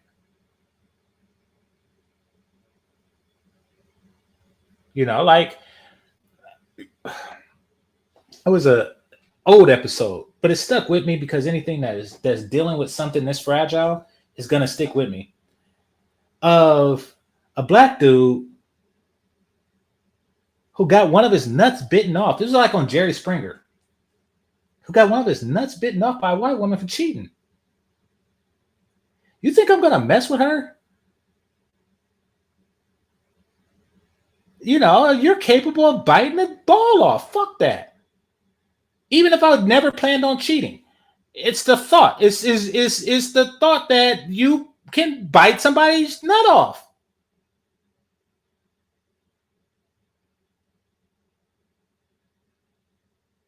The world is aware of the level of disrespect and disdain that Black women can harbor for an individual man or for a group of men. And they don't want to have, for the most part, they don't want to have any part of that.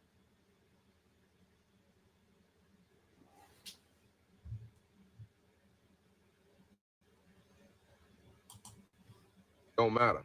You're not finna disrespect me. Because for me to accept that is to say I'm a beta. That's like me coming to you and calling you all type of scallywags and streetwalkers. And then soon as you show self-respect, I say, oh, I didn't know you respected yourself. My bad. And then try to treat you with respect and try to holler. You're not finna want to talk to. Yeah, he killing it.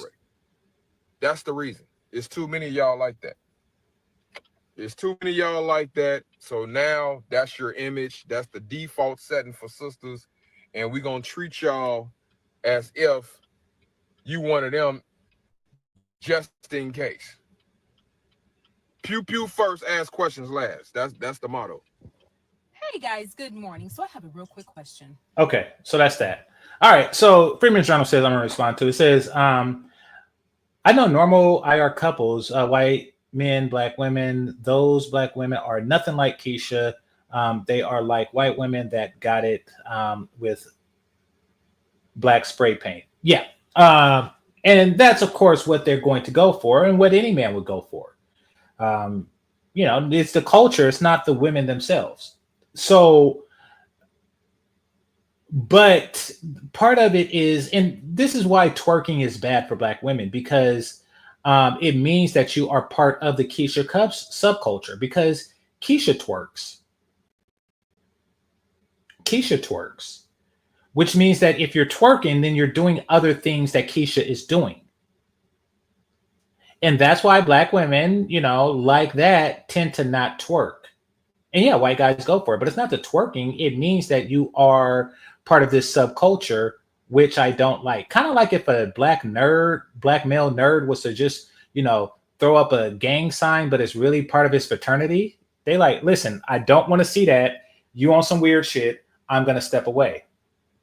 Or if he, you know, legitimately need gold teeth, they're going to say like, you know, hey, you know, yeah, you're a square Black dude. You on some Carlton Bank stuff, but I see that gold teeth and it makes me think that you on some nigga shit. And people generally don't like nigga shit.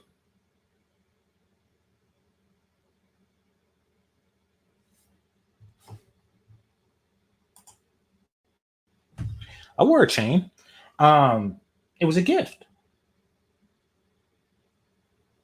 It was a gift. I haven't worn it in a while because it's made from silver, and I don't polish silver good. Silver is hard to keep shiny,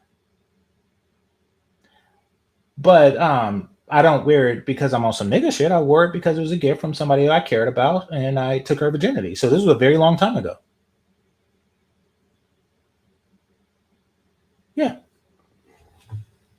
Listen, I don't care if Pookie want to pook and he want to advertise his pookicity, then that's okay with me, because that means that he is standing out.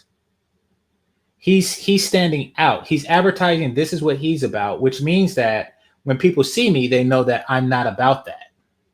And like I say, everybody loves Black nerds, so I don't give a shit. You know, I make it clear. Like, I'm not Pookie.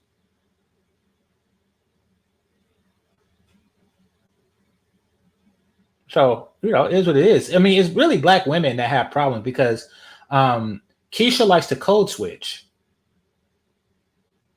Keisha likes to code switch. And I know because I'm not Pookie. They try to code switch and come to my penis. And I see the Keisha dust on you. Some of them get through, but I see the Keisha dust on you.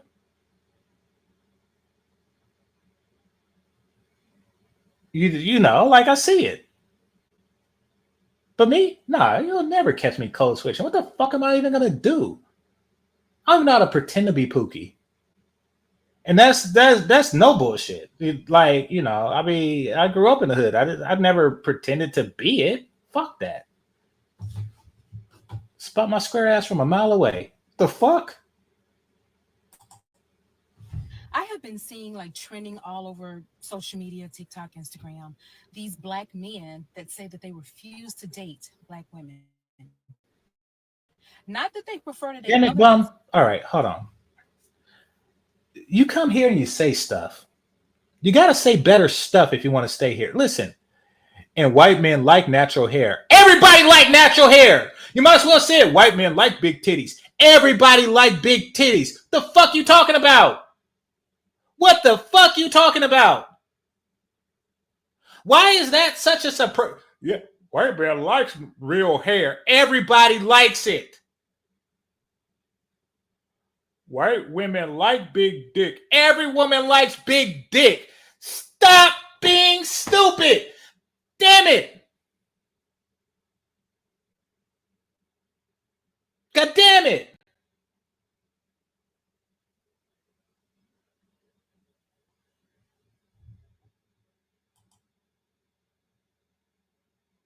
Black men don't like natural hair. Yes, we do. And don't give me some Wakanda bitch that walks around with kookaburras in her 3 centimeter long hair. I'm not talking about that. We all like natural hair when it's done properly.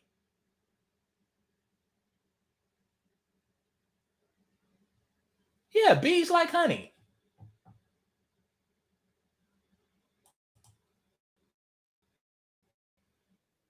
but they refuse to date black women. Why don't some black men want to date us? Look, let me know. I'll try and keep this short and sweet. I thought it was a whole different thing. I thought I skipped to. I thought I went to the next one. Do I live in Miami? Yes. Am I gonna move out? Okay, I did watch this whole thing with her.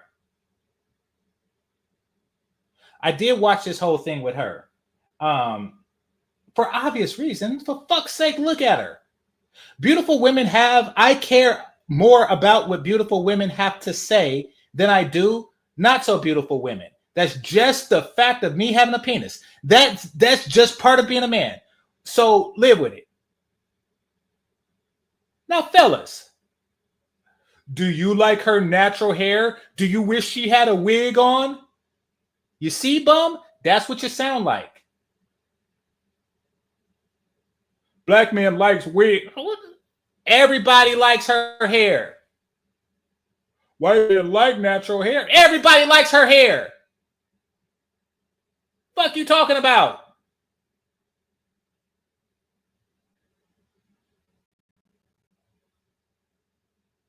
Why in the hell y'all looking at her skin tone when she got some big ass titties?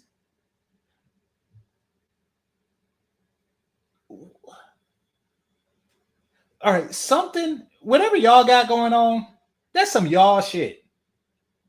When was the last time y'all heard Tupac talk about biracials or give a shit about that? Maybe it's a town thing. For real? Is that the first thing that y'all noticed?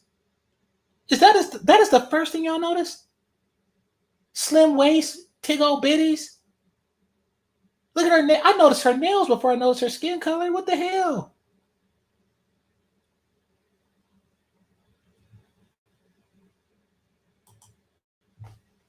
Out of Miami soon? Yes. Have I grown up in Miami? Yes. Is Miami racist? Yes. Let me break this down. Okay. I have been in Miami since I was 4 years old. Since I've had memory, I'm 32. I have lived in Miami for the majority of my adult life, except when I went away to FSU for university. If you're coming to Miami, visiting Miami, moving to Miami, you need to understand a few things. If you're black. So there's 2 places in Florida. FSU and FAMU. One of them Chantel went to, which is supposed to be like the upper tier one. And the other is like a HBCU / hood school. I don't know which is which, but one of my favorite pornos, I kid you not, come out of the hood one. So let me look that up. Actually, I'm gonna look up that porno. It's one of my favorite. It was one of my favorite ones because hold on. I like amateur and I like real relationship ones. And this one was that. It was just like a group of students and they was playing a game and it was not rehearsed. It was just like random, let's start fucking in the dorm. And then it ended with a dude and two chicks and he was getting a double BJ while eating fried chicken. It was the damnedest thing I've seen in porn. And that's I just looked it up. It's on X videos. It's called FAMU sex tape. So it's FAMU that did that. So I guess she went to the other one. So kudos to her. But hey, I'm not making this up. Look up FAMU sex tape. Okay, so FAMU is the HBC. Yeah, because these were black chicks and black dudes. And it was one Filipina chick that was getting it. She was taking that BBC. So if you ever want to see a porn, that's one of my top 10 of all times. All right, let's see what she's talking about. She went to the PWI. And you're coming to Miami, this is not a city for black women. It's not. The dating market is shit. Most of the black men here do not want women that look like you. They want Hispanic, white, Kardashian-esque women. They don't come here for afros and your type of vibe. Okay? Bitch! Shut the fuck up. Shut the fuck up. Okay. I've been to Miami. And yes, the Latina women there are on some ridiculous, next level, gorgeous, beautifulness that I did not know existed here in America. I've been to Latin America a lot, more than I've been to Miami. I've traveled a lot. I didn't even think, I thought that like, because most everywhere I go, living in California, I either have to leave, and if I'm going to South America or Central America, I actually have to leave through Dallas or MIA. So I've always been in the airport, and you know, like every now and again, I'll get like a layover in Arizona or some shit, and of course, you're gonna know that, hey, the women in the MIA airport is more beautiful than the Arizona.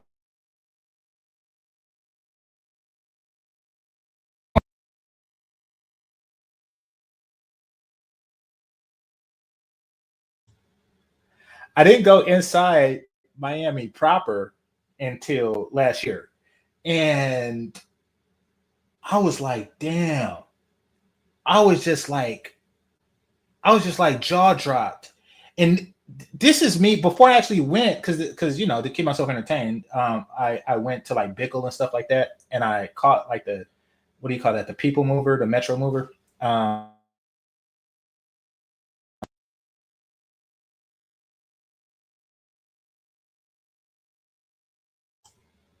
They tried to get over on me with some insurance scam and stuff, so I was like, all right, fuck y'all. So I returned the car, and then I caught the bus places and I Ubered places, and man, it was just it was like ridiculous. Like it was a place where you could go to. What's the name of that grocery store that they got? Help me out. I think it starts with a P. What's the name of that grocery store that they have? Anyway, I went to that, and there'll be beautiful women there, like ridiculously beautiful women there. They'll be on the bus. They be working at Subway. They'll be working at Subway. Like jobs you would think is reserved for, there we go, Publix. Thank you, Publix. Like regular jobs that you don't expect to find beautiful women in, you'll find them there. Like it was one at a laundromat. She was working at a laundromat folding clothes. I know it keeps going out. Yeah, stuff happens. But anyway, so yes, she wouldn't be as beautiful in Miami as she would be in Mississippi. As she would be in Mississippi. But don't pretend like you have a shortage of my dick. Don't pretend like you have a shortage of my penis. Do not. Don't lie to me. In fact, when I was there, I seen a black woman shoot a nigga down. And fellas, when you're getting shot down, just move along. Just move along. Stop standing there. Dude was on a motorcycle, drove up to a bitch, and she just turned her head and kept looking away, and he's still talking. Like, hey, dark skin. Hey, how you doing? Like, no matter how many times you say, hey, she's not going to turn around and look at your ass. Just keep it moving. Show some fucking dignity. There is no shortage. Yes, black women are not as hot as the Latina women of Miami. I don't know any place in America where anyone is as hot as the Latina women in Miami unless Donald Trump deported them all. But I will say that this is an extraordinarily attractive woman. And yes, given proper choosing signals, or if I'm in a courageous move, I would shoot my shot, most definitely. And I would ask her politely to bite her hair. Damn, I'd bite her hair. Just take a Jell-O pudding snack and like dip it into her hair and lick that shit out? Hell yeah.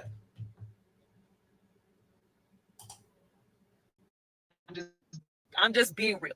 Most of my friends that live in Miami date people from out of town that come here briefly and they're like, oh, wow. And then they meet and then they end up being in some long distance situation because unfortunately, most of the men in Miami want Hispanic women, which is fine, to each his own. I'm just telling you, as a black woman, this is not your city. Speaking in general terms, the black men in Miami also, they're usually going to be American or Caribbean descent. Uh-huh. There's a lot of both, but this isn't a city where you meet very affluent black men. It's not. You got, if you want a trap star, a rapper, maybe, there's some celebrities here and there. There are some athletes here.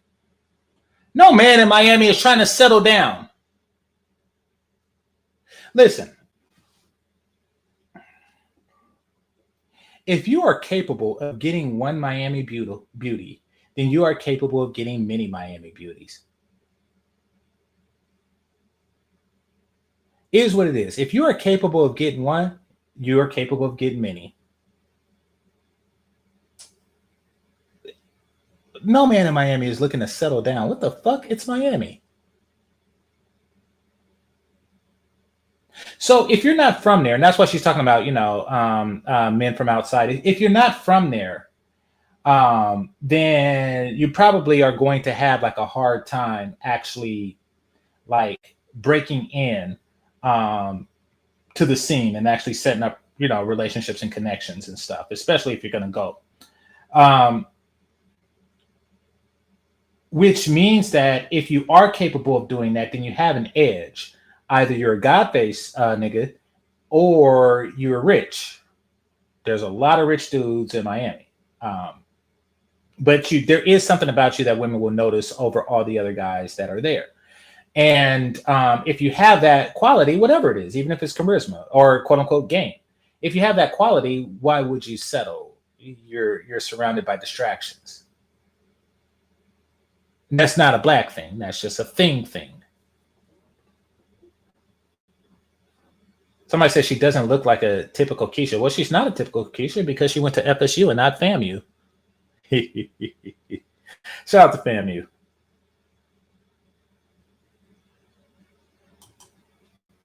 There, but not a city like in Maryland where there's tons of affluent black people. They're in pockets, but it's not a common thing. Therefore, the culture of Miami is very party. There's not a lot of poetry lounges. There's not a lot of culture. There's not a lot of fashion. It's more BBL fashion. It's more turning up, clubbing, stripping, Vegas, get lit. A lot of restaurants. Most people come here. I didn't go to a strip club when I was in Miami. And now I wish I did. Because I don't know if I'm ever going to go back, but I wish I had of. Damn, I do. So for those of you who don't know, I think everywhere in California, strip clubs are not that big. They're not, you know, strip clubs is not like a cultural staple as it is in the South. And I think Detroit is like that too. Maybe even New York. But, it's just, fellas aren't really excited for strip clubs like that. And I don't blame them. And because I'm not.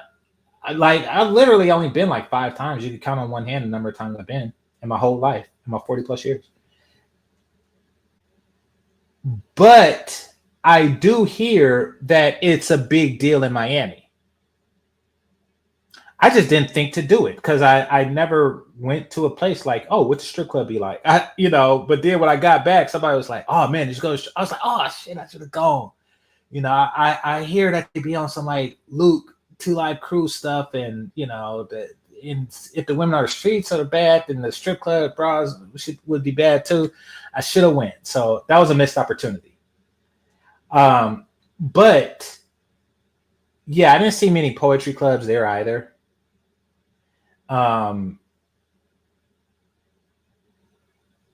But no matter what you're into, you're still gorgeous. I mean, so let's not pretend. Yes, you would have a obstacle. You have an obstacle, but it seems like a very easy obstacle for you to overcome. You're just playing just because you're just complaining because you like to complain at this point.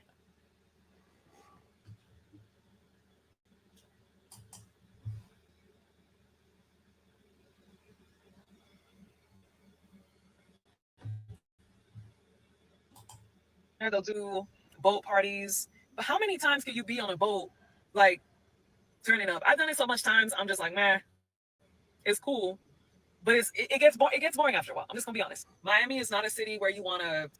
Yes, it gets boring. But this is what gets me about her. And I'm not hating on her because she's beautiful and I'm not fucking her. I'm not hating on her for that reason. I'm hating on her for the disingenuousness of it. And the truth of the matter is that what she's admitting is that she needs more than one. She don't want one man. She wants a selection of men to select from.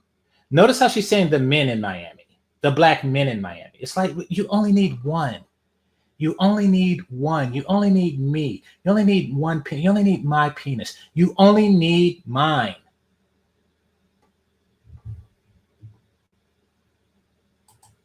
Settle down, start a family. It's a city where maybe you want to visit a few times a year, have fun, do things, try stuff, enjoy the weather, even though it's really hot and humid. But it's not a place where I feel you're going to want to really put your roots. The people here are not friendly like that. You may have people that you might meet through friends or environments, like if you work here and you see people continuously, but it's not a. And that's where I was at a disadvantage. I was at a disadvantage for that, and I didn't speak Spanish. Now, the hot white / Latina / Asian and even black women, well, the black women that were there, they look like they just came from, like they just fell off a fucking Mississippi riverboat and wound up in Miami. But nevertheless, the women there are nice, but nice doesn't translate to I'm going to fuck you.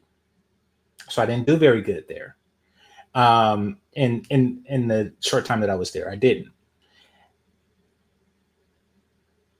But they are very nice and they are very polite. I think that I would have had a monstrously better chance if I had grew up there and I'd lived there, and I would meet women through circle of friends, and chances are she would be extremely attractive because I'm there meeting her through a circle of friends. If I work there, things like that. She did grow up there.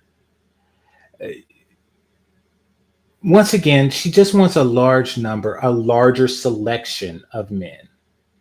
She wants to be able to go out with a different dude every 3 days, and then at the end of the year, or she wants to do that for every month, and then come February, she decides who gets to be her Valentine. That's what she wants.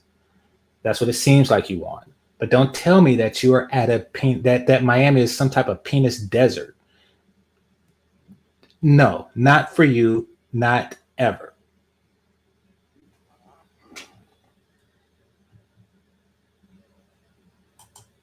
City where strangers are just gonna. And I understand that she's at a disadvantage. She definitely would be at an advantage in say Mississippi or Arizona. I mean, but I don't want to hear your complaints that you're not getting the same attention that you get in Mississippi or Arizona in Miami. I don't want to hear that because the truth of the matter is you have more attention than you need to secure a mate, and you have more attention than an attractive man will have in his entire freaking life. So let's not go there. Going to talk to you when you're going to just make friends like that. No, I actually see ads all the time where people are looking for friends because in Miami, it's not easy to make friends. A lot of people here also are very clout chasey, very much, oh, let's network. What do you do? Who are you? Like LA vibes, somewhat. It's not the warmest city in terms of people connecting. So again. Oh, and by the way, I didn't speak Spanish. A lot of the beauties there spoke Spanish. Or they spoke just enough English to give me directions, because I told you I was walking everywhere and I see somebody else say, and chances are they're beautiful because it's full of beautiful people, and I'm like, habla español or habla inglés, and they say, yeah, a little, and I say, oh, okay, well, how do you get to such and such? I'm walking, and they point me in the right direction, but they don't speak conversational English and I don't speak conversational Spanish, so I leave it at that. But to come across her that speak English, no, you have the monopoly on English-speaking men there, I'm sure.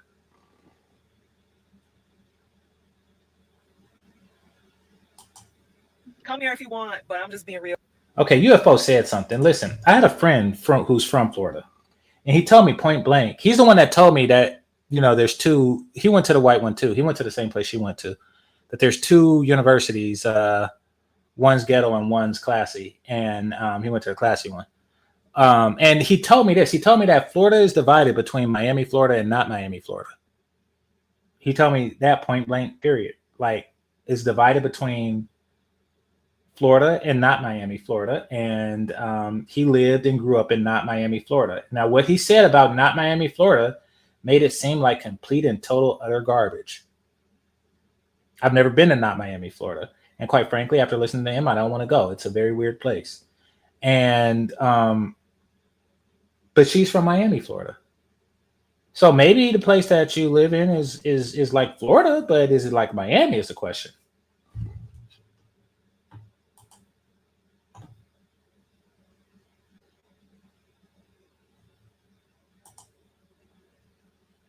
Honestly, now that you paused it, this girl isn't all that. Okay. I'm wondering. She's hotter than the last woman I fucked. Let me throw that out there. She's hotter than the last woman I fucked.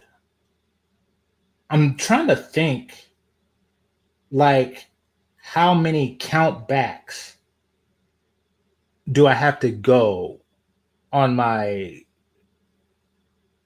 resume before I get one that's hotter? And actually, it's not very far, but still, she is extremely hot. Let's not mistake that. About what it is. Do I live in Miami? Yes. Am I going to move out of Miami soon? Yes. Have I grown up in Miami? Yes. Is Miami racist? Yes. Let me break this down. Oh, okay? it's I've over. been in Miami since I was 4 years. Okay, she didn't say much. I thought she had more to say. Oh, there's a black Miami, but I thought, so they have like little Hades and stuff there. I thought it was a little Haiti. Because I was looking for a place to get my hair cut.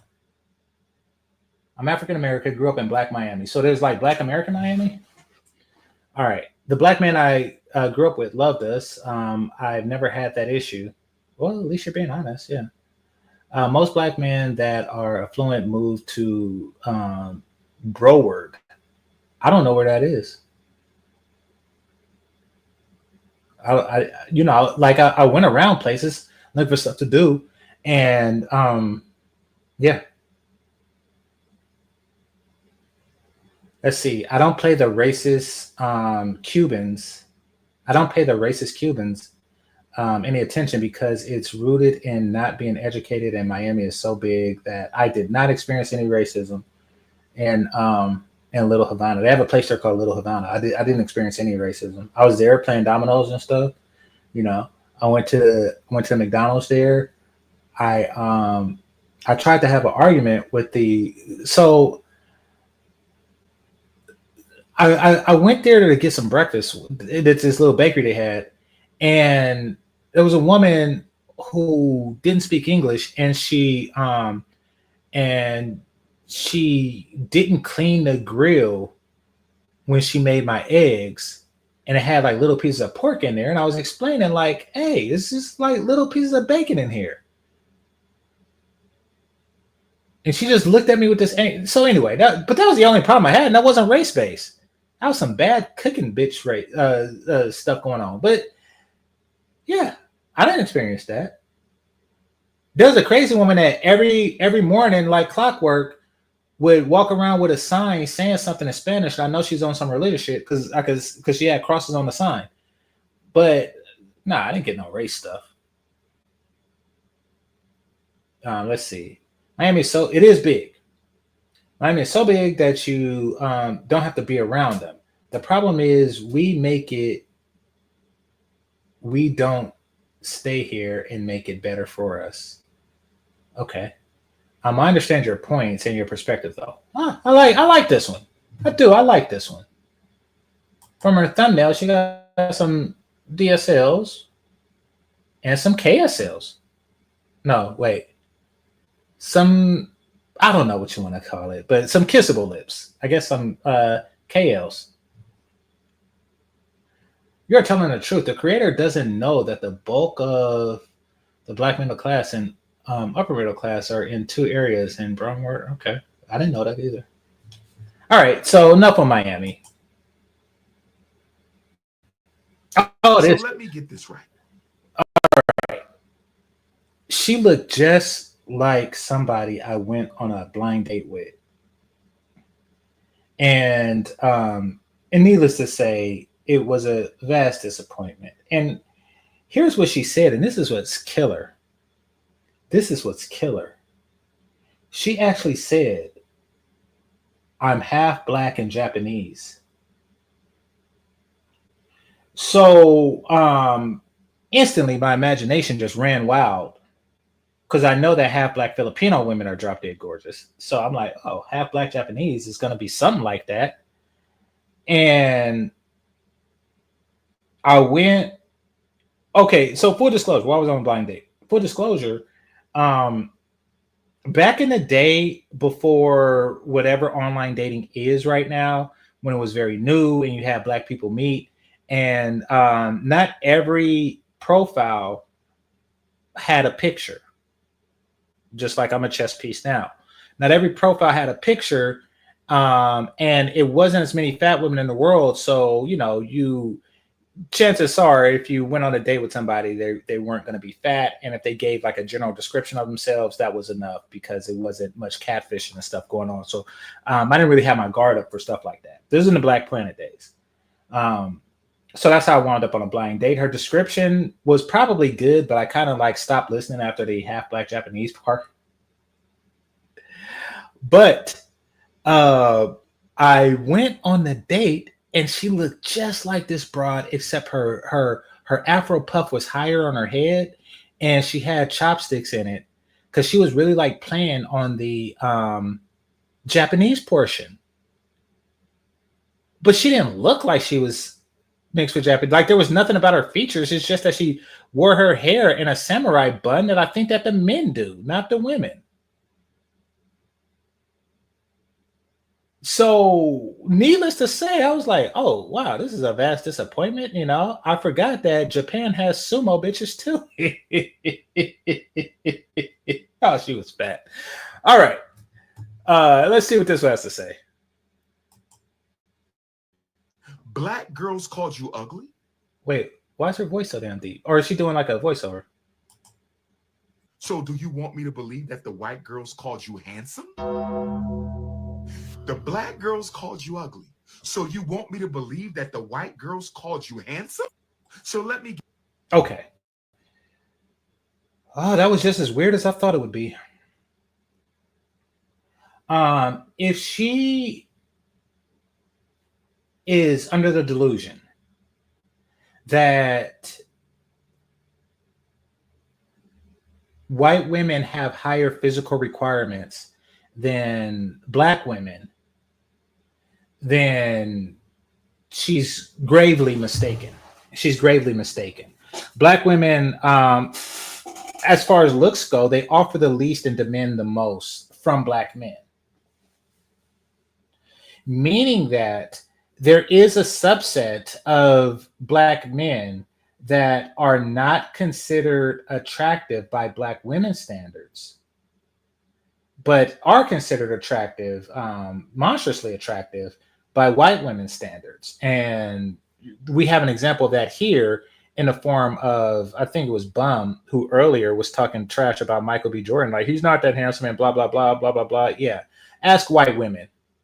Ask white women if he's handsome. And it would be an overwhelming yes, he is. Like, by a ridiculous margin. So make no mistake. And I'm not even talking about like Fruitvale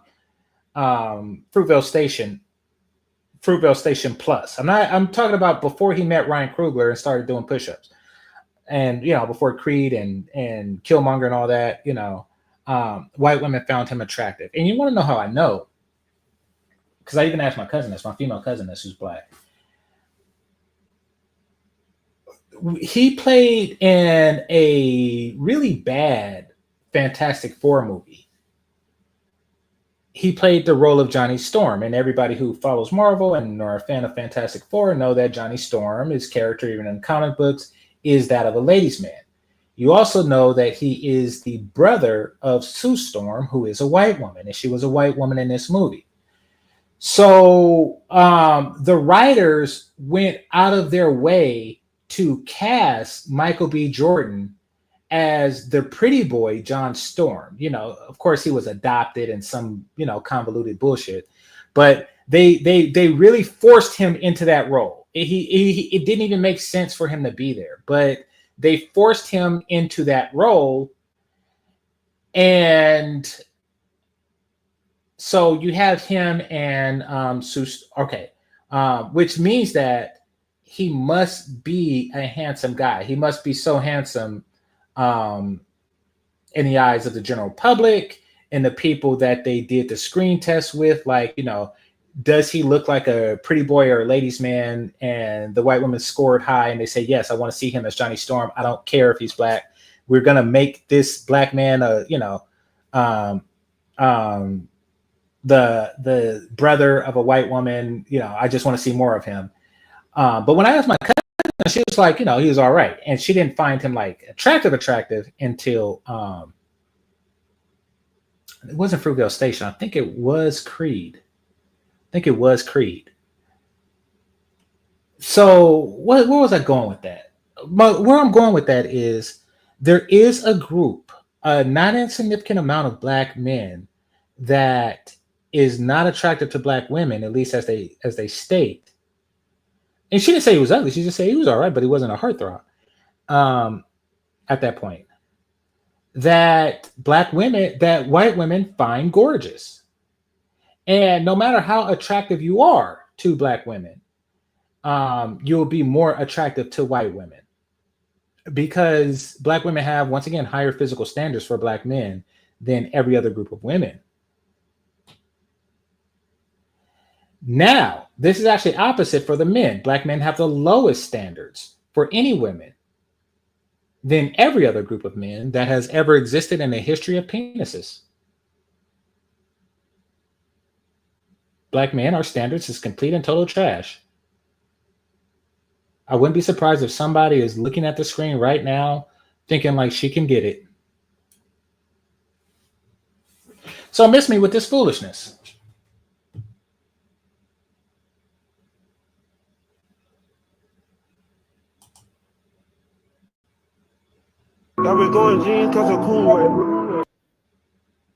So a lot of people have been asking me lately why I haven't gone on a date with a black woman in a really long time. Why is his voice like that? His voice don't look like his face. I can sum it up in like a very few amount of words. They don't fuck with me. I'm gonna keep it a beam, bro. The amount of times I have been told by a black woman, you ain't shit, niggas ain't shit, you're a waste of my time, you should just walk away. What the fuck am I supposed to say to that? And then I see some of these same black women talk on TikTok and on podcasts and stuff like that. They're like, guys don't make the first move, guys don't approach. Bitch, what the fuck are we supposed to say to that? If someone tells me I ain't shit and I ain't worth their time, I'm just like, all right, see ya, peace, have a good one. The fuck else am I supposed to do? Of course, black men have standards. Their standards just so happen to end at 2 tits and a pussy. But do we have like high sophisticated standards and requirements? Fuck no.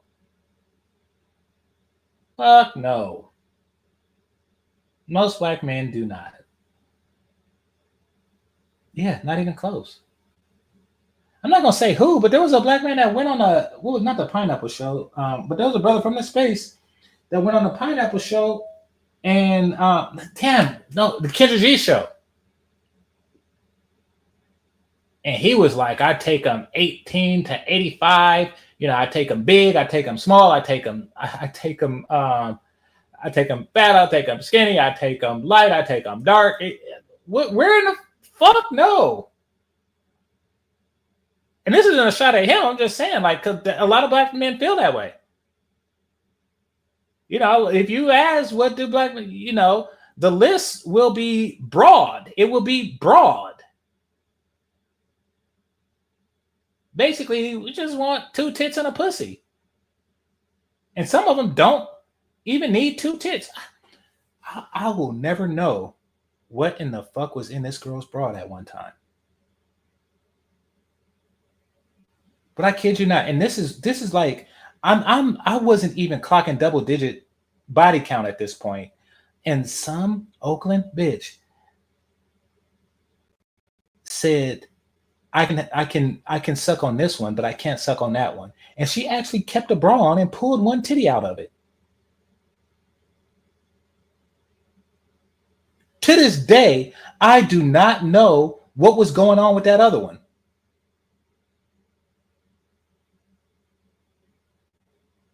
I didn't even fuck, but I know somebody who did. So yeah, our standards are trash. Why y'all pretending like it's not? She walking around with one titty, telling people like you can't have this one. What the fuck? Oh, maybe she had a tattoo on it. Maybe she had some nigga name on it. Okay, yeah, maybe that's it. I'm thinking like she got stabbed in it. It got herpes. She got a herpes titty. Like, what the hell? I'm supposed to sit there and be like, nah, I'm gonna show you why I'm worth your time. Let me give you half my wallet. Get the fuck out of here, bro. At the end of the day, my dad's black, my mom's white. I don't actually have any racial preference, but I do sometimes feel some aggression from my black family members whenever I do talk about going on dates with people that aren't black. I actually hear my grandma in her like thick ass African accent, like, don't you ever date a white woman. Get yourself some chocolates. Bro, what am I supposed to do with that, man? Like, and I ain't trying to tell my 90-year-old grandma, like, grandma, they not fucking with me. Wait a minute. If you're mixed, then somebody in your family dated out. So why are they still pressuring you? This is weird. This is weird. Like, what am I supposed to say with that? At the end of the day, man, we can't win. You know, it is what it is, man. Go figure it out. So a lot of people have been asking. I believe I know who GC is talking about as far as going on Kendra G. Yeah. Yeah. And I'm not, this isn't me thumping at him. This isn't me thumping at him, and it was a long time ago.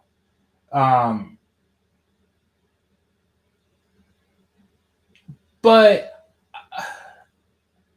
how can I say this without making it seem like I'm thumping on it? Because I know how much y'all like beef. Um, but I view things different. Let's start there. And there's no secret about that. Just a fat woman portion alone is me viewing things different. I view things different. And he comes from a different place and time, and a slightly different time as me. And his belief is more aligned to what I've seen Black men behave. Yeah. Yeah, that's the best way to put it.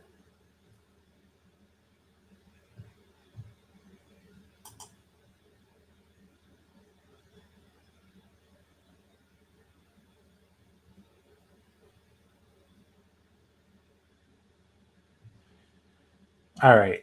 Here, let me move on. I want to get to the top of this, and then I'm going to go to the main event. There's a long time to get to the main event. Do I live in Miami? Yes. Do I live in Miami? Yes. Yeah, somebody like, she not that hot. You must live in Miami. You crazy. Hey guys, good morning. I see everybody giving shit to black dudes. There is a particular type of. So there's a whole bunch of black men getting on the app talking about. Hold on, I'm just scrolling through so I can get to the So many black girls trying to the figure ones out on the why. top, and then I'm going to go to the main event after that. Oh, wait, it was this chick. This is the one I want to. Types of black men who do not like black girls. Let's go. By the way, disclaimer before all the Karens want to get in my comments, this is not a video looking for attention, looking for approval, or anything like that. This is a parody video just from my experience because I grew up around a lot of white people and I can kind of get this. Starting off strong, you have the Bass Pro hats. If he has a Bass Pro hat on, baby, you already know. Every boy growing up who would let the white boys say the N-word had this hat on. Just saying. Country club black men.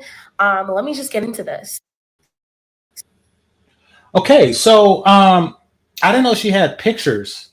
I heard her when I listened to her before. I didn't know that she had pictures. Once again, if he approached you, what she's doing is she's telling you who to reject. And I'm like, if they're approaching you, then they're into black women. So why are you going to say because he has a country club hat on, or what is a bass fishing hat on, that he's not into black women? Because, you know, he's into black women and apparently bass fishing. And now she has like a nerdy looking black dude here. Let's see what she has to say about him. So growing up in a predominantly white area, growing up in private school, I would encounter a lot of these type of black people. Normally, they don't see as black women as being very classy or fitting their lifestyle. And a lot of times they view dating white women as a form of elevation. Obviously, these aren't always going to be the case. It's not a form of elevation. Well, in a certain sense it is. But in a certain sense, it really isn't, because we do it because we like the culture that we're getting into, and we want to be with someone who prioritizes family as much as we do. Let's just start there. But it's really a cultural thing.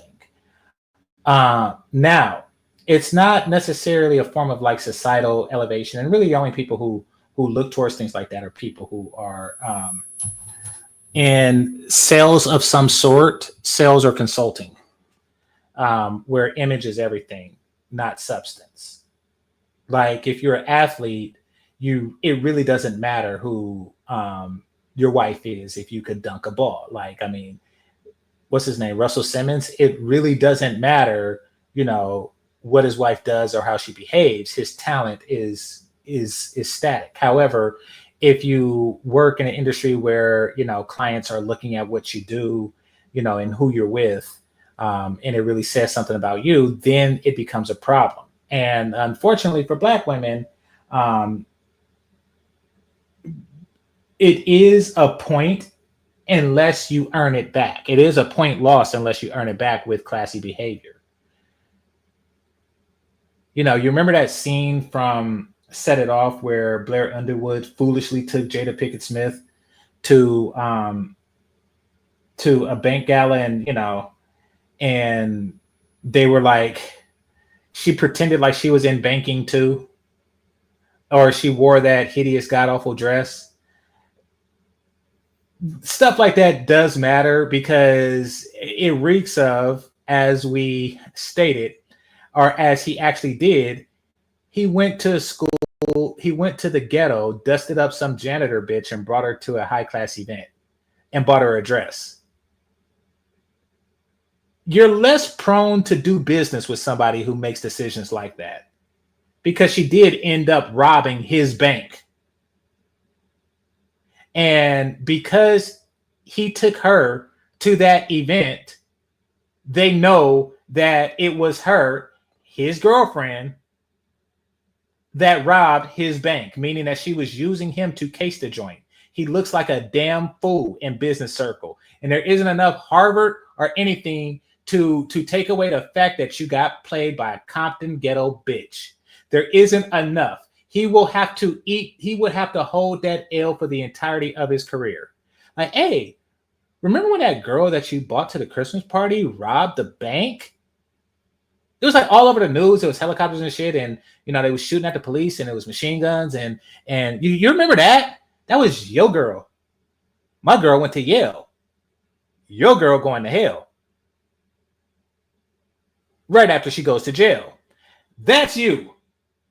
So yes, at that level, who you fuck with matters.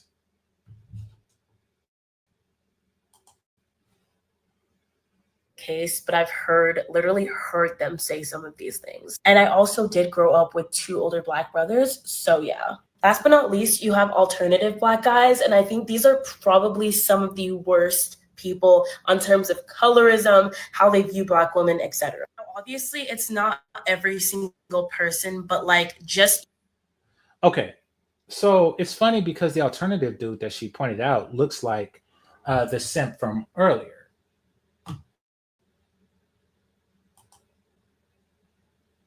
It looks like him. Men be on... like the long dreaded hair and shit like that. So types of Black men who are always going to be the case, but I've literally heard them say some of these things. And I also did grow up with 2 older Black brothers. So yeah. Last but not least, you have alternative Black guys. And I think these are probably some of the worst people on terms of colorism, how they view Black women, etc. Obviously, it's not every single person, but just even being in college, the people that have literally said, I will never date a Black girl, have been the skatier Black boys, the alternative Black boys, etc., whatever you call it. They have this idea that Black girls just don't fit that aesthetic. And even some of them, I would consider my friends. I was sitting at a table with a lot of them, and they were like, I don't date Black women. I just don't. Another disclaimer, everybody is literally entitled to feel and love whoever they want to love. If that is your preference, then so be it. This is just experience from me living in these areas, being around these people, and being the palatable Black girl that they can just, express. You're not palatable. All right. I'm gonna scroll up a bit because somebody said something that I gotta cover, and I'm gonna respectfully disagree. Oh, here we go. I live in Greenbow, Alabama, and she definitely not that hot. What the? I'm gonna be respectful because you're my peoples and you got a ranch and stuff, but bullshit. Listen, you are not going to get me to come to whatever chilling place you live in. You're not. You're not going to get me Alabama is the place you ought to be, where the women are hot and she looks like a 3. No, that is not. No, I don't believe you. I don't believe you. I do not believe that anywhere in the state of Alabama is a hot spot for women like that to where she just plummets down to average. I call bullshit. I call complete and total bullshit. You're trying to bullshit me into getting me to Alabama so I could fuck some of these swamp women and have a better looking generation of babies than what exists there presently. That's what you're trying to do. You're trying to trick me out of my sperm because y'all want some California DNA into the swamp mess that you got going on there. I don't believe you.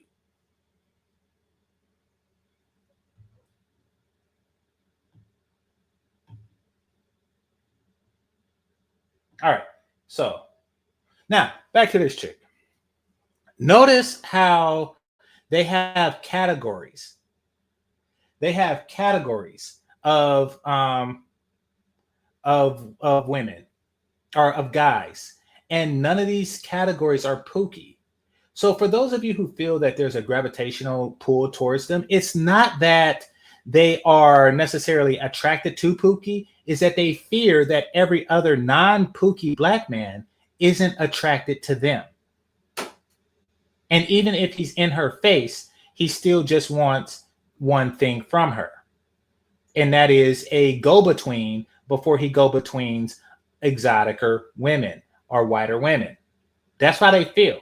So refusing to be used that way, they avoid the type of black men that are on her list.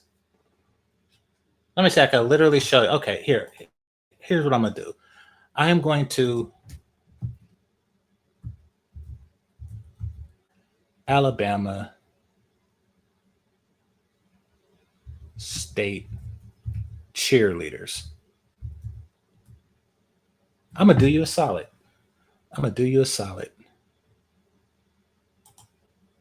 Hold on.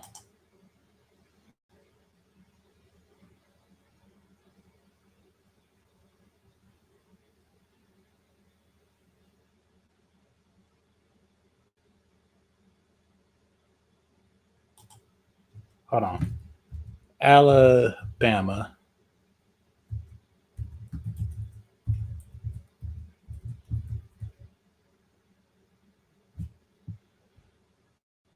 State cheerleaders. All right. Give me a second. Oh, okay. Here's one. Holy crap. Nope.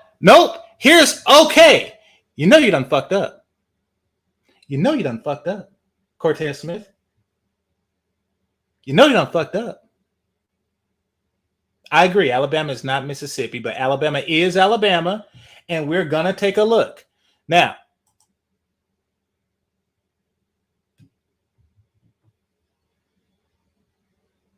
and y'all remember what the other girl looked like, where he's like, she's not that hot in Alabama. All right, now let's see what is hot in Alabama.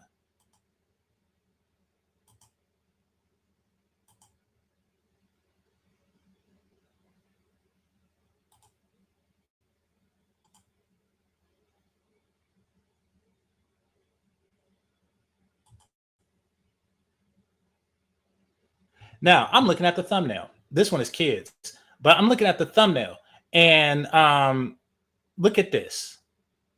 This is the first one that comes up. This is them putting their best foot forward. I'm going to click it. Watch this.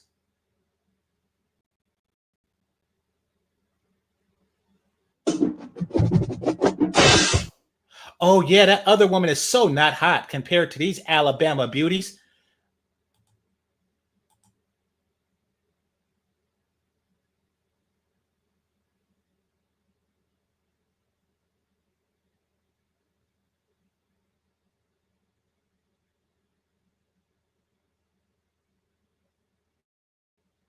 Somebody said that's not their best foot. That shouldn't be any foot. You think that's...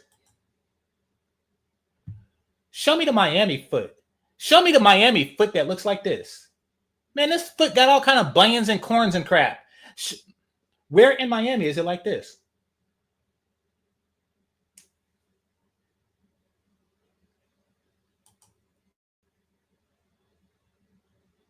Look at this. Telling me that old girl she's not that hot in Alabama. Oh, come on now. Cortez Smith, you my dude, but what the hell? All right, we're gonna look at some more. All right, here's something better. And this is the stinglets. What you say? Yeah, stinglets. Okay, let's see.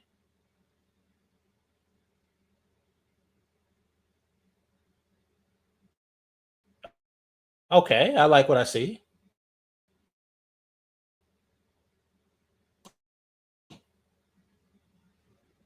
I like what I see.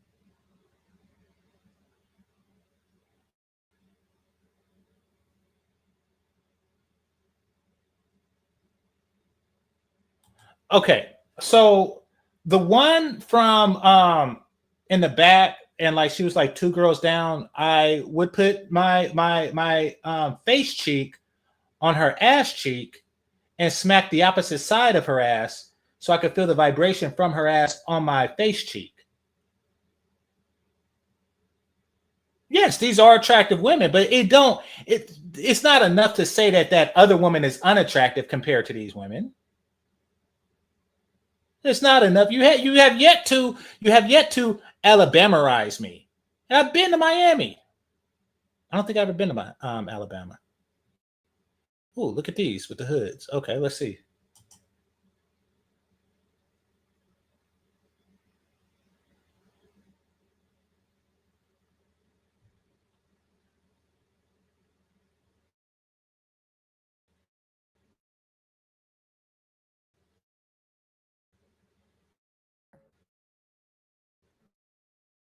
A reliable ride is always just minutes away. Let's get one. On here.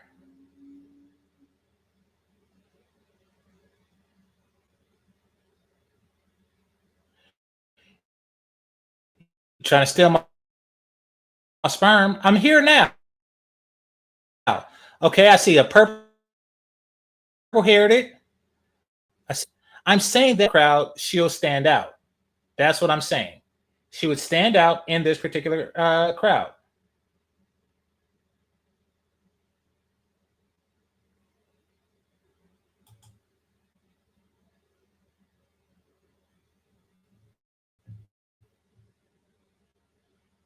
And she wouldn't have any problems. Here's the most viewed part.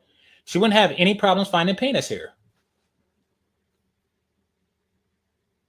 Huh, they got the cute dog look on their face. I wish I went to HBCU. Maybe not that place with all the fat cheerleaders, but you know. Hi, they got Mario Brothers. But we didn't have stuff like this at the PWI I went to. And our troopers, our police officers didn't have hats.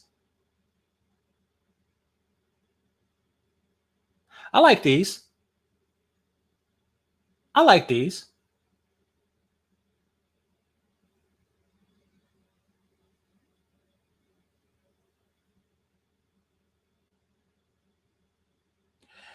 Listen, Cortez Smith. I'm not. Hold on. Let me see. Let me see if I see some more. I want to see them actually move and stuff. Hold on.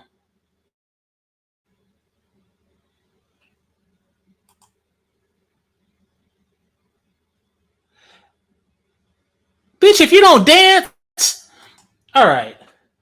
Fucking lame ass broads. Like, look at my classy walk. Look at my classy walk. You've been walking too damn long.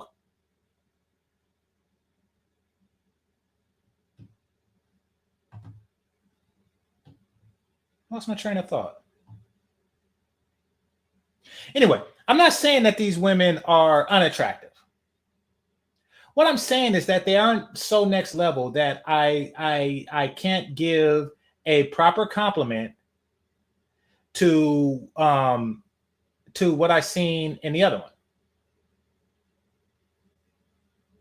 Somebody say MOT cheerleaders. You talking about that hat? You talking about the hat that the campus police wore? Is that what you're talking about? Shout out to MOT. He actually, I can't even say he likes wearing that hat, but you know, like that's his thumbnail picture. So all the time I see him, he's gonna be in that. He's gonna be in that hat. All right. Hold on. Stop screen.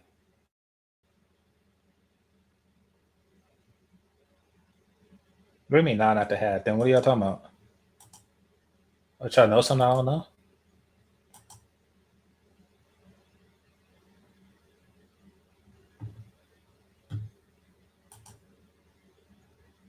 Okay, here she go again with different hair.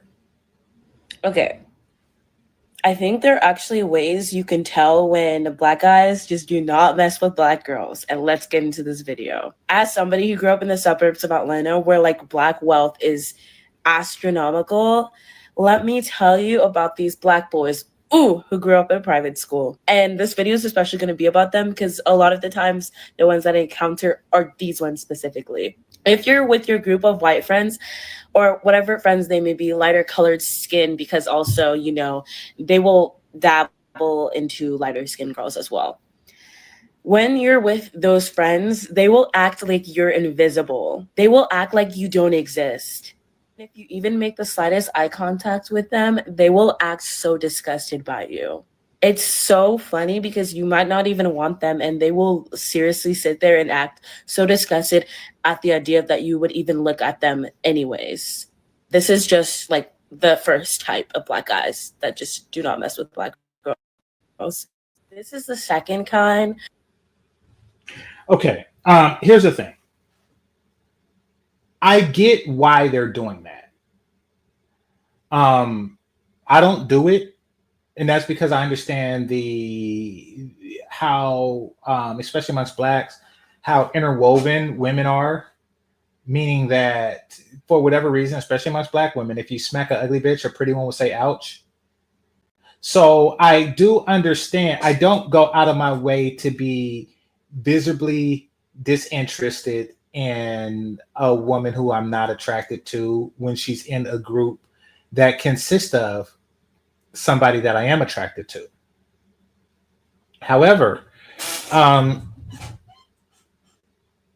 do understand why the young men are doing that. And that's because they're in a very difficult situation. They're in a precarious situation. And that is, it's ladies' choice at that point. It's ladies' choice. And he's hoping that the least attractive one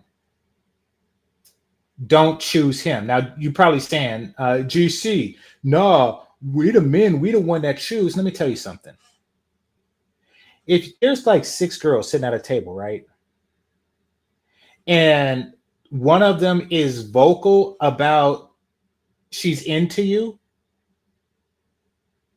If you approach anyone other than the one who states that she is into you the most, it really don't matter at that point because she's not going to do her friend like that. To her, that's dirty macking. Even though you approached her, it's dirty macking for you to, so she'll just be like, I'm not interested. Even if she was attracted to you, because she felt that her friend is more attracted to you. And quite frankly, she feels that she needs to dick more. So it is a precarious situation. So what they're trying to do to deal with this matter is they're trying to look repulsed. They don't want that friend, they don't want her to announce that she is interested so they can save opportunity with the women that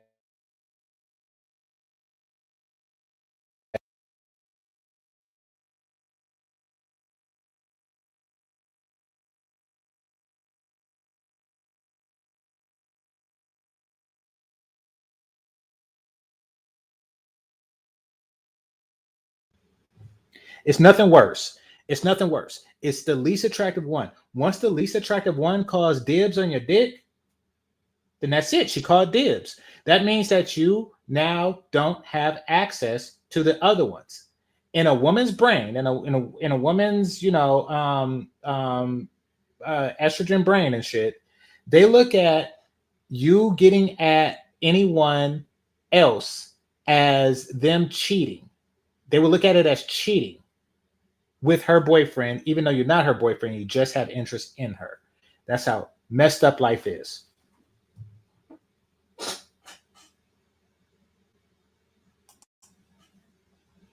The second kind is going to probably be more friendlier with you. The ending objective is to get to your friends. So this guy's going to like talk to you. He's going to be more friendly. But I mean, the end objective is to get with your either lighter skinned friend or your white friend or whatever, any tone of race that is lighter. This is just their objective. and they're not going to be rude to you at least, but like, you know, yeah.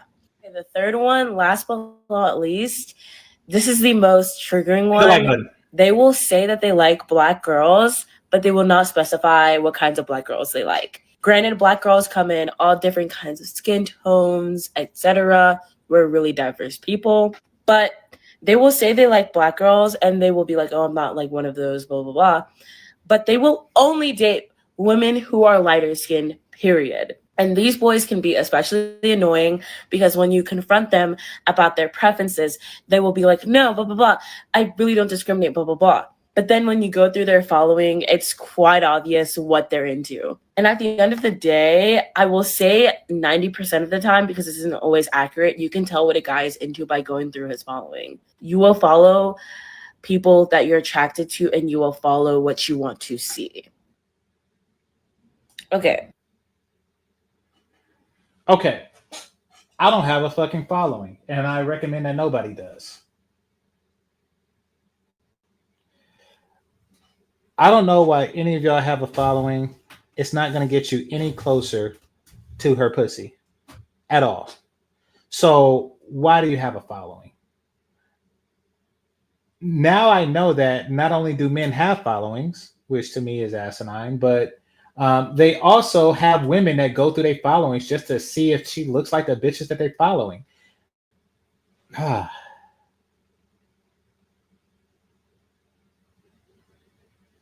Look here. Get this through your forehead. If you are the most attractive woman that's willing to fuck him, then it really don't matter what he's following, because they can't fuck him, or because he can't fuck them. That's why he's following their ass around on the internet. That's his fantasy. That's his fantasy. What's the point?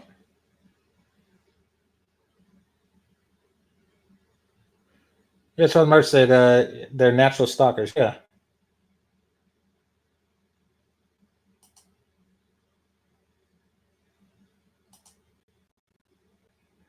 All right. So let me get to the feature presentation. A lot of people left, but I think other shows came on. So yeah, it happens. But let's see. All right. Let me get rid of the stinglets.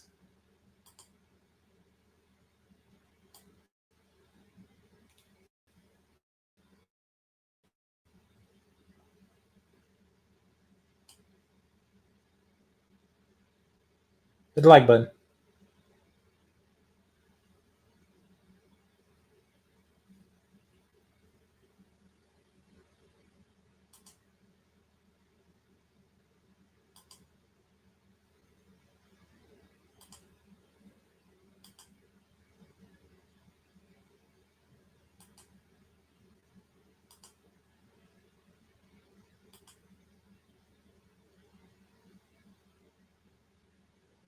Oh, no, it's not that one. I clicked the wrong thing. Hold on.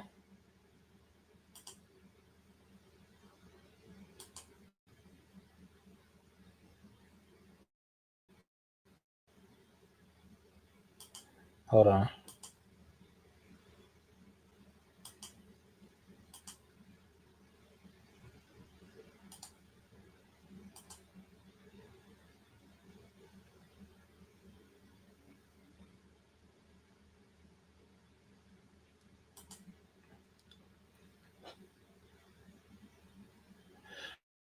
Okay, this one is called the Blue-Eyed Girlfriend Draft, how Black athletes actually end up with white women. Now, I've seen this on somebody else's show. I forget her name, but she might be on the crush list pretty soon.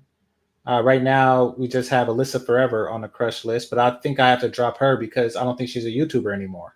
So, yeah, I'm making a crush list, and then I'll pick my new YouTube crush from that list, seeing how Kelly Stamps is engaged. So this the woman who covered this, who I'm not going to show in this video, but I will, announce her when I talk about my crush list, because I don't know her name, to be quite frank. But yeah, She brought this to my attention, and I am sharing it with you, and I'm going to share my views on it. So hit that like button.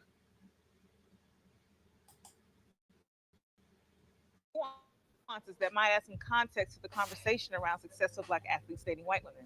With that being said, welcome to our own draft, ladies, the 2025 BEG draft. That's right, the Blue-Eyed Girlfriend draft, consisting of generic Black athlete and all the women fighting to become his blue-eyed girlfriend. And though not blue-eyed themselves, Black women actually participate in this draft as well, whether they know it or not. Okay. So basically, she's just trying to do satire about Black athletes, because those are the only Black men that they see or that exist in the universe. Black athletes and the blue-eyed girlfriends that compete for them. Now, right off the bat, you called them generic Black athletes. Oh, I wonder why they don't want some of that.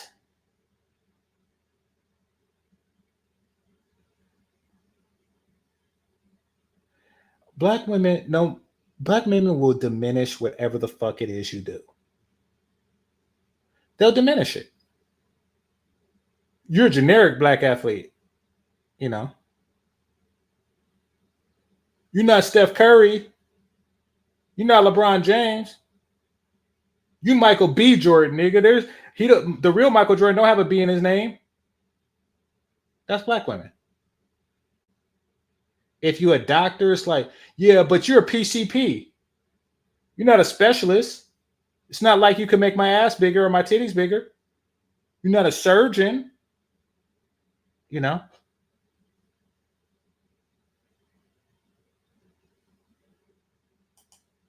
So let's break down some of the factors that lead our future sports stars right on into their Caucasian happily ever after. So here we have them, ladies, bright-eyed and bushy-tailed, coming in all colors, shapes, and sizes. But for the purposes of this argument, let's zero in on the Black ones and the white ones. These young women come into college, and as tradition would have it, the men swarm. But what is it that takes a girl from dating the cafeteria dish boy to dating the most promising recruit of the season? Let's find out. First of all, Black women are the most educated racial gender group in terms of college degree attainment. They hold a larger share of. I hear that that's not true at all. Not that I give a shit. Bachelor's degrees, master's degrees, and doctorates than any other race gender group in the United States. So as one would have it, when they get to college, it's clear that they mean business. Therefore, school choice within itself can be a deterrent from the start. That D1 university may have the coin, but doesn't have the degree program they're looking for. Are they giving out scholarships for their field of... You mean like Duke?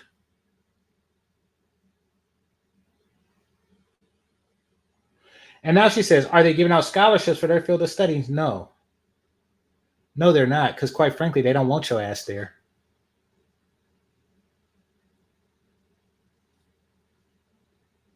And by scholarships, they're not saying scholarships for academic prowess as stated in competing with everybody on an equal playing field. They're talking about Black women-specific scholarships. Black women-specific scholarships is for Black women who goes to HBCU specifically. I had a chick who actually pretended to be Mormon to get a scholarship to this university in Utah, which I thought was hilarious. By the way, she's not Mormon. But yeah, is what it is. But yeah, they're basically saying, you know, we go there because they pay us to go there. And we're the most educated group because people pay the most for us to go. Like it's all undereducated and underprivileged and broke and stuff like that when they're begging for scholarships, begging for white people money. And also when it comes out to like giving money to these foundations. But when it comes to the outcome, they're like, oh yeah, we're the most educated. It's like, yeah, because y'all beg the most. But I digress. And you're still not the most educated, just saying. Study. Then premier HBCUs, on the other hand, got a reputation, high academic standards, legacy, cultural values, acceleration programs geared for Black women, and not to mention a little something nice to look at on campus that's probably on the same type of time as you. Wait, HBCUs have sports programs too. Are they good ones? I didn't think so. The black men. They're not good ones. And y'all might know if y'all went to HBCU, what I'm talking about. I thought it was the strangest thing that I've ever seen. And I don't know if it was the school that they were playing or if it was Howard herself, but I was at Howard Homecoming, and on the screen, they showed the football game, and it was a white dude that was the kicker for the kickoff, and I shit you not, he only had one arm. Now, obviously, he had 2 feet, and obviously he could kick a football. But damn, like, is that what y'all got? Is that what y'all have? One arm kickers? And I never Googled it, but y'all can. Like, I'm not making the shit up. It's at some point in time there was a one arm kicker. I don't watch football. There existed a one arm kicker, and he might have been like on the college Black Howard type thing. He either played them or was playing with them. I was like, God damn. Y'all got one arm people on the field with you. And I couldn't help but thinking that I don't watch football, but they must be garbage.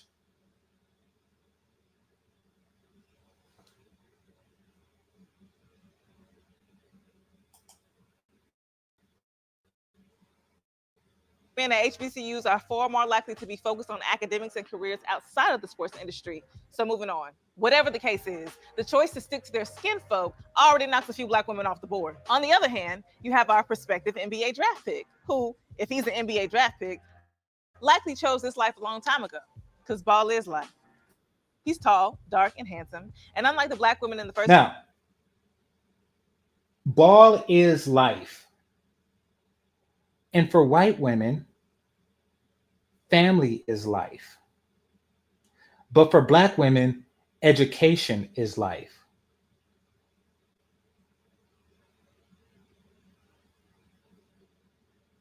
These Black women, they're like, oh no, I'm going to go to the school that gets me the best academic, blah, blah, blah, blah, blah, blah, so I can be the top social worker in Detroit. That's what the fuck they go to school for. White women go to school to fucking to have Elon Musk's baby,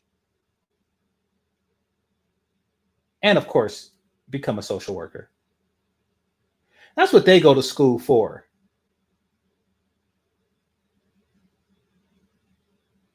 They're like, what is going to get me the best access to top men?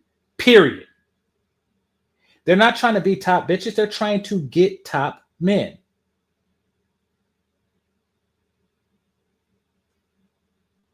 So if you don't have the tits to go to Duke and say, okay, I know that if he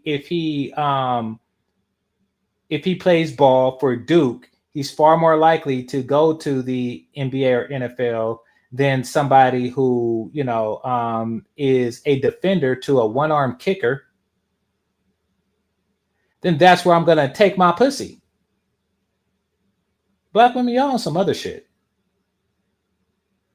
And truth be told, places like Howard, all these HBCUs with shitty sports team, no, they know.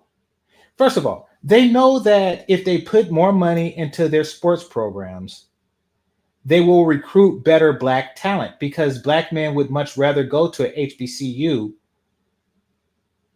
like all other things even. But they're not going. And then the logic would be that, okay, the Black women will go to, such and such HBCU for these top Black athletes. And then that will recruit more academic Black men who are not athletic like myself, who will go for the women. That's how generally it would work. Like if you have a nightclub and I was to invite some, A's players, to my nightclub, then I know that's going to bring in a lot of women, and that's going to bring in a lot of men who come for those women. That's how you get a party started. You get as many top 80-20 rule niggas that you can, and they bring the women and the women bring the men. That's how it generally works. However, Black women is on some other shit, and they can't get with the program. So what actually winds up happening is, and maybe these HBCUs have tried it before, they'll bring in the top athletes, and then the Black women will be like, psh, I don't want these generic Black athletes. I'm going to go to this other HBCU where I could focus on my academics and look like a fat, obnoxious bitch. But people are going to accept me because I got my degree in criminal justice and I'm a prison guard. Cash at me. Thanks, Kevin Murray.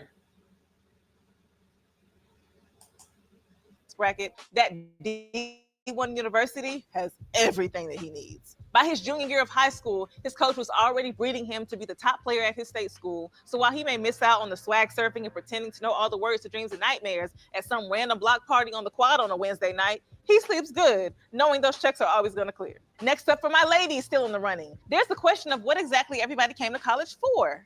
Yes, everyone is ultimately here for an education, please. But to make it to the top of the BEG draft, you have to be focused on your man too. According to TikTok, that's your problem. You're there for the education. She's there for my penis. And that's why you get the education and you don't get my penis when she gets both. It's a matter of priority.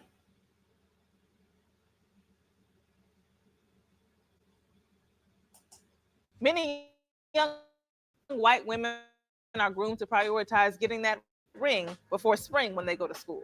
On the other hand, that's part of not being stupid.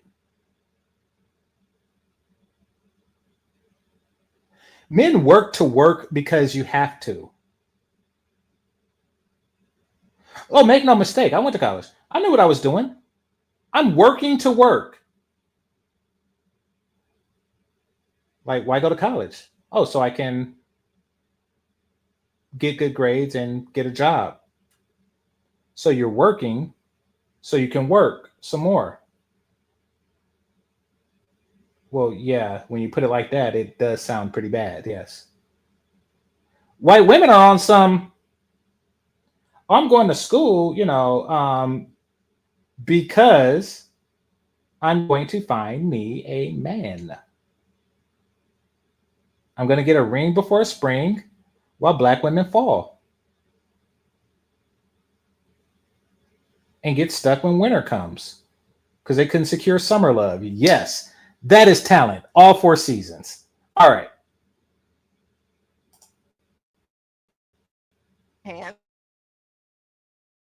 Some of the black women left have bigger fish to fry due to several socioeconomic factors, due to, racism. They're in college for upward mobility, to carry grandma and them bills on their back when they get out. A man would be nice, but a check would be better.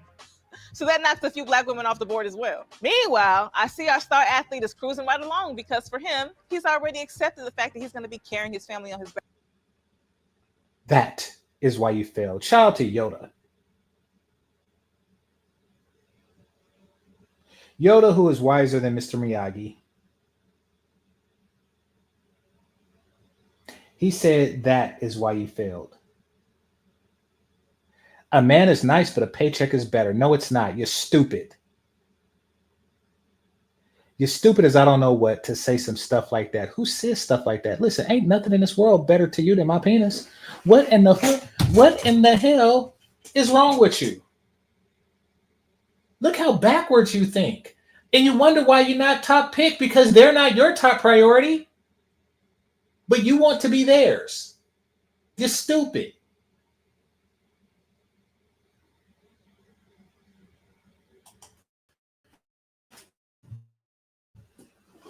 Back, he was conditioned into that mindset long ago. except for he's a man, so that's okay. So unlike the black women who may be stressed and pressed trying to make a bag and bring it back home, he's been getting called the man nonstop since he Because he got is a man. recruited. So yeah, he hasn't even noticed the black girls dropping out of his dating pool. But that might not even matter for the black girls that we have left, because now that you've even made it into the same dating pool as him, you now have to be prepared for what it's like to date an athlete. Because while the black girl's trying to play for his heart like Sinai, he might just be trying to play them for their services. He has away games. He's sore. He needs help with homework in the class he's only been to once this semester. Why? Because basketball comes first.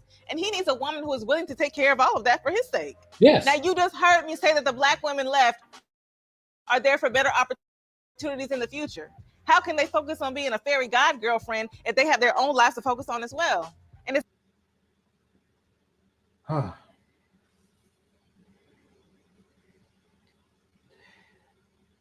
See, this goes well beyond the athletic realm and explaining why black women falter at relationship.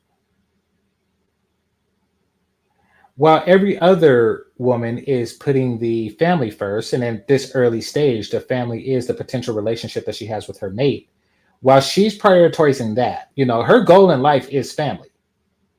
It'd be nice if it's family from, a genetically superior being, which is an athlete, and at least from a physical standpoint.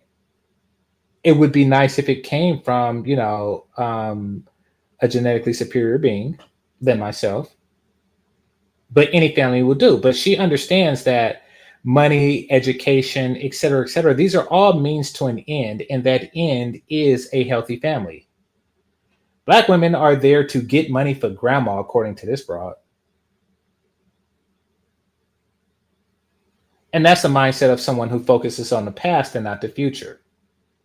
If you are grandparents, you are the past.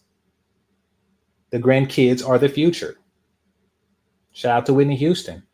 I believe the children are our future. Give them hell and smoke crack anyway.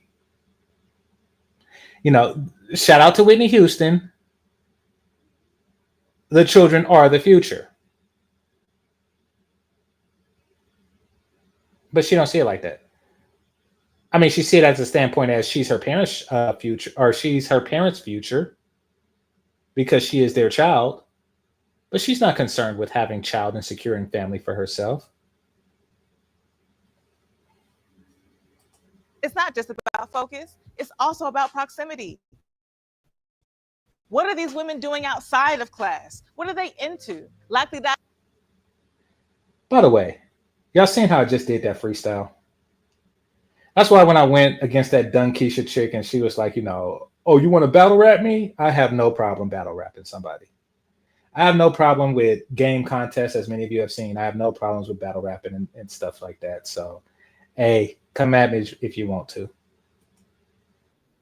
Diving into those extracurriculars that are going to propel them forward in their respective goals. SGA, Honor Society, intern programs, maybe even a dual degree program, sororities even. But we all know that process and the priorities for Black sororities are a whole lot different than the white ones. And the networks from the Black ones. What she's saying is true. And this isn't me downing Zetas or AKAs or anything like that. How can I say this?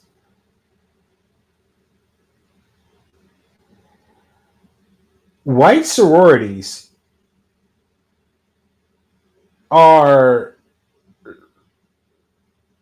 more beneficial to their Black brother fraternities than, at least in an immediate phase, than Black sororities. Black sororities, consist of ass whoopings. In fact, their process is similar to the male process of hazing, which is largely getting hit in the ass by a giant piece of wood. The difference being is that the piece of wood that they get hit in the ass with is smaller. But that's what it consists of. It consists of you bending over and getting hit in the ass with a giant piece of wood for 6 weeks. Shout out to my Divine Nine brothers. Y'all all got hit in the ass. And that's what it consists of. White sororities, on the other hand, are more like their hazing process consists of things like, and I've heard this, sucking a hot dog, sucking the skin off a hot dog while leaving the meat.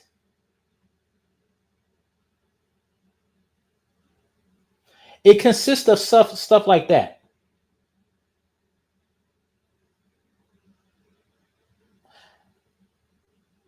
You know, if I had to choose a woman based on sorority alone, it's like, yeah, if I ever have a desire to whoop some ass with a piece of wood, then and I do have that desire, then yeah, I'd go with the black sorority. But the whole sucking the meat off a hot dog and leaving the skin, or sucking the skin off a hot dog and leaving the meat, that sounds good too.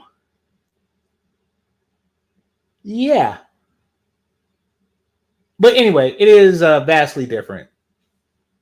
And what my point is, because I went on a tangent, my point is with that is that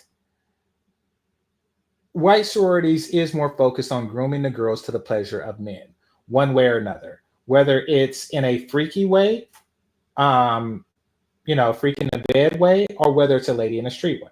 They're the ones who walk around saying, no bra strap showing, stuff like that. And they look at your face and be like, you need to pluck your eyebrows and shit like that. They're more prone to that. Being pleasing to men in one way or another.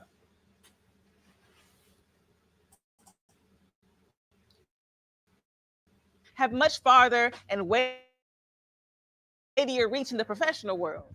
Well, I guess I wouldn't know. I'm those black ladies' time. Sometimes a whole semester. Meanwhile, Lily and Emily done found a home for their extra time as team managers and interning with the sports massage therapist and are now on the... Oh, so she's trying to pretend like white women don't have sororities. Because whites can't be Greek, right?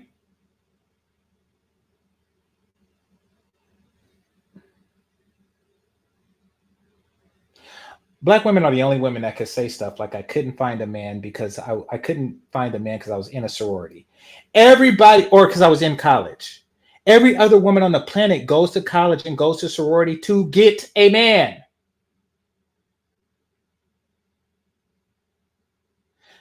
So why did you pledge beta? Oh, I pledged beta because, if I'm a beta, then I get to be with the Kappas, and the Kappas have the best men. And, Brady has a trust fund, and, he's a Kappa. You're just going to pledge Kappa this year. And I heard that Kappas only mess with beta girls. So I'm going to mess with it. I'm going to be a gamma or whatever. I'm getting my Greek letters messed up, but y'all know what I'm getting at. That's their mindset.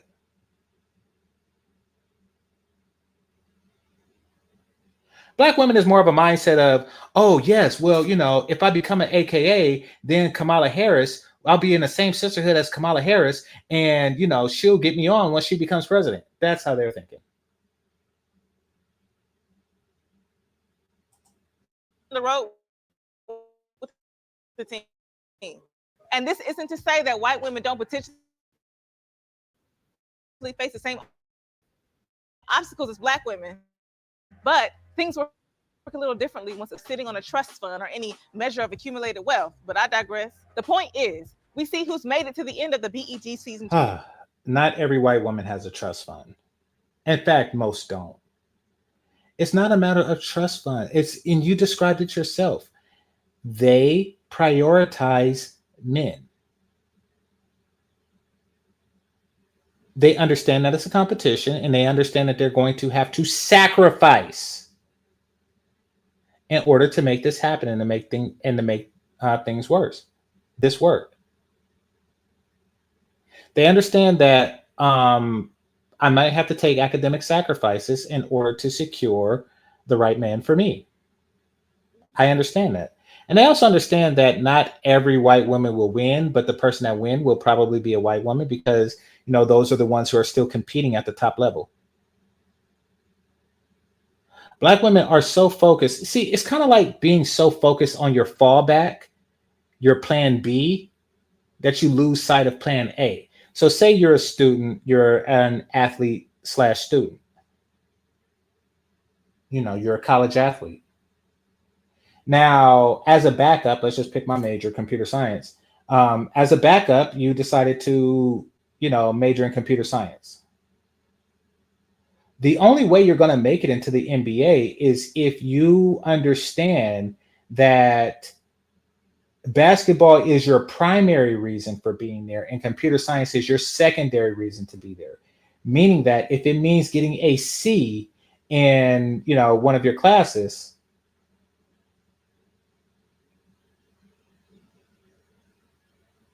in order to, actually make the grade and make the draft, then that's what it's going to take.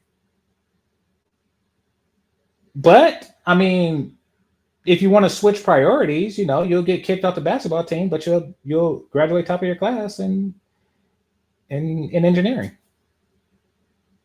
I mean, pick your poison, because white women have picked theirs. And they still do better in school than you, just saying. But I mean, yeah, it's a matter of priority. They win because it's their top priority. You lose because it's not your top priority.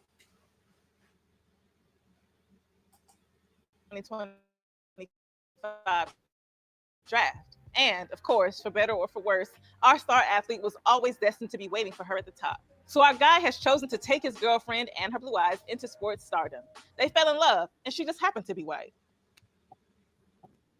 And that's your prerogative. What was that look about? Listen, if you throw a rock into a crowd of 100 women, there's only a 13% chance that rock would hit a black woman, provided that rock hits one woman. So no matter what, that's likely to happen. Now, y'all have an edge, but y'all focus on self more than family.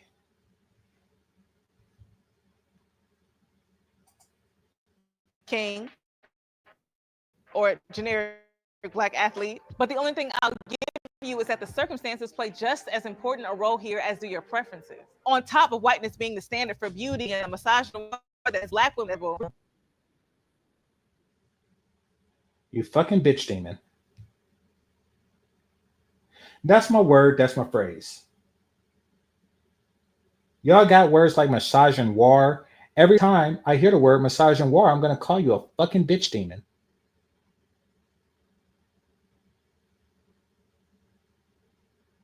If you think that because you said misogynoir, you don't have to wash my top athlete clothes, you are greatly mistaken.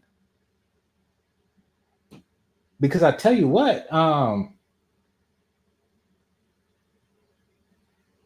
somebody else will. You want to know how to know this? Because, and this isn't even at the college level. I heard stories and it made me want to join, but I was working at Burger King. And I have no talent. Okay, when I say join, I was talking about being a water boy. I wasn't talking about actually being on the basketball team because I quite frankly didn't qualify. I'm not athletic. That's part of being a nerd for many people. But my friends were, and they told me about the away games. And they even had programs to where, because I think I went to, it was a D1 school.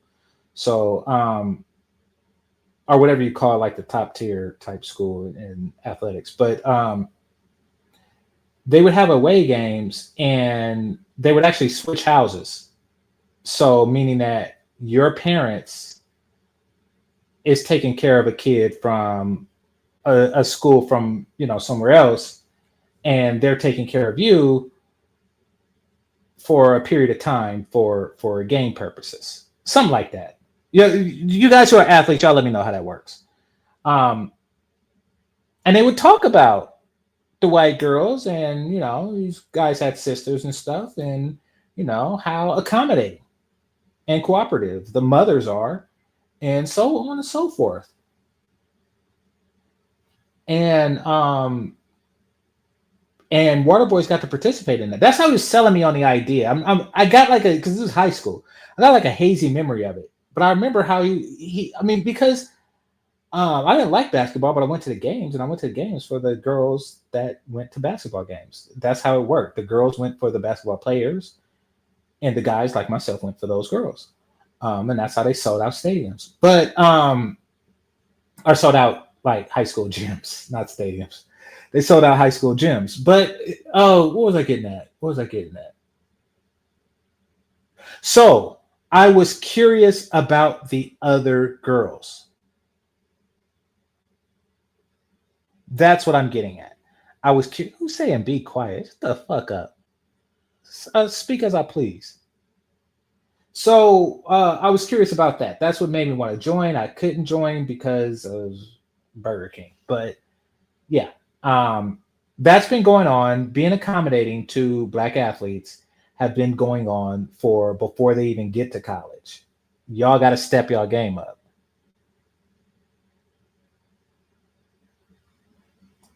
Damaging implications behind Black athletes who actively seek out anything but a Black woman and are vocal about that. Because the average... They're not actively seeking it out.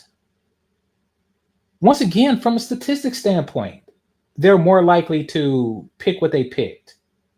The Ayesha Currys of the world are smart enough to understand, like, this is what it takes, and I'm going to get him before the competition really kicks in. I'm talking about Steph Curry. I'm going to get him before the competition kicks in, before he actually mastered the free throw. Exactly. Why women seek out black athletes, not the other way around. Y'all the only ones stupid enough to not seek them out, even if they grow up in the same fucking neighborhood as you, and they do.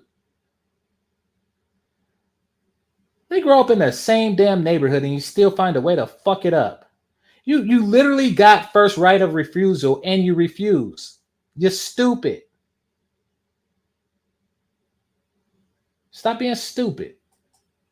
Shows who will never have the chance that your type of talent, stardom, or proximity to whiteness will do their best to emulate your success in any way they can, even if it's just having a white woman, and punching down on Black women in the process because they have no other real way to verbalize their choice other than the fact that they want to be just like you. Now, will this new couple...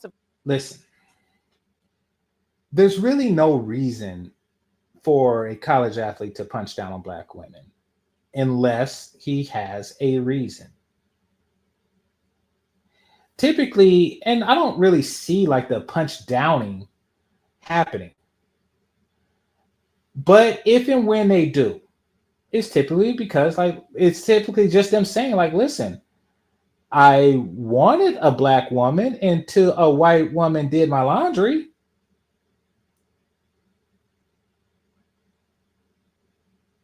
I wanted a Black woman until she said that she couldn't fuck me because she was pledging a sorority. And what it comes down to is I wanted a Black woman until I realized that I was very low on her list of priorities. And that is the crux of what's going on with Black women. That's why they marry later, if at all. Because when you put something as low priority, then that is the thing that you do last. Kind of like kids eating stuff in reverse. Like they'll eat the cake, then the cornbread, then the chicken, and then the broccoli.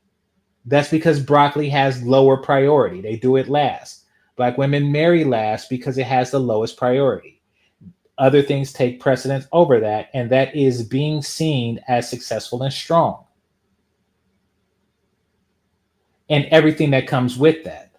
That's why Kamala Harris was the vice president of these United States, but she ain't have no damn kids and no Black family to speak of because that's not a high priority. And that wasn't a high priority her whole damn life. That's Black women.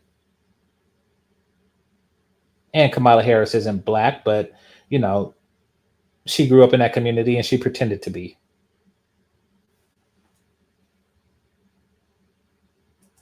Survive once our star athlete finally makes it into the big league? Will he be tokenized and fetishized to the point of no return? Will he over and over again when the police come knocking? Who knows? I mean, Holy crap. Black women trying to sell their pussy so bad that they're using injustice as a selling point. Why don't you actually have something that we want? If you're with a white woman, she's less likely to protect you if something happened with the cops. Statistically speaking, ain't shit gonna happen with me and the cops.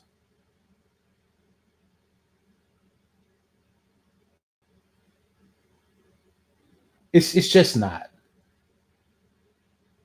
Not saying it don't happen, but it's not common enough to where I am on high alert or low alert or any alert. I don't even spend day to day thinking about it. I'm damn sure not gonna base my relationship choices on if a bitch is gonna march if I get shot by cops. I wouldn't even give a shit at that point. So you're saying that there's guys who are married to black women going through hell saying, yeah, but she'll march for me if I'm dead. What the fuck? Your pussy is completely worthless if that's all you got.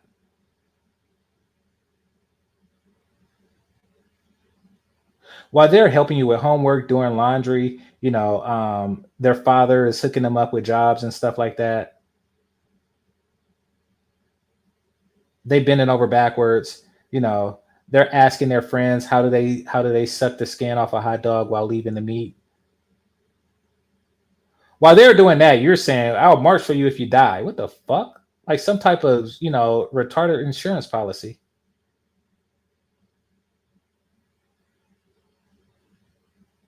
Black women, damn.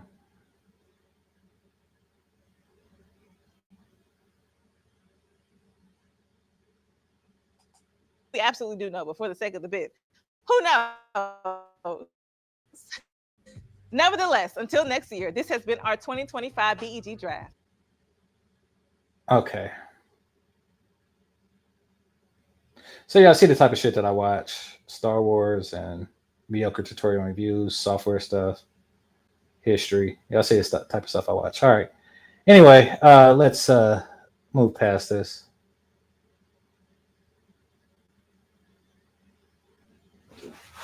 See what y'all got to say in the comment section before I go.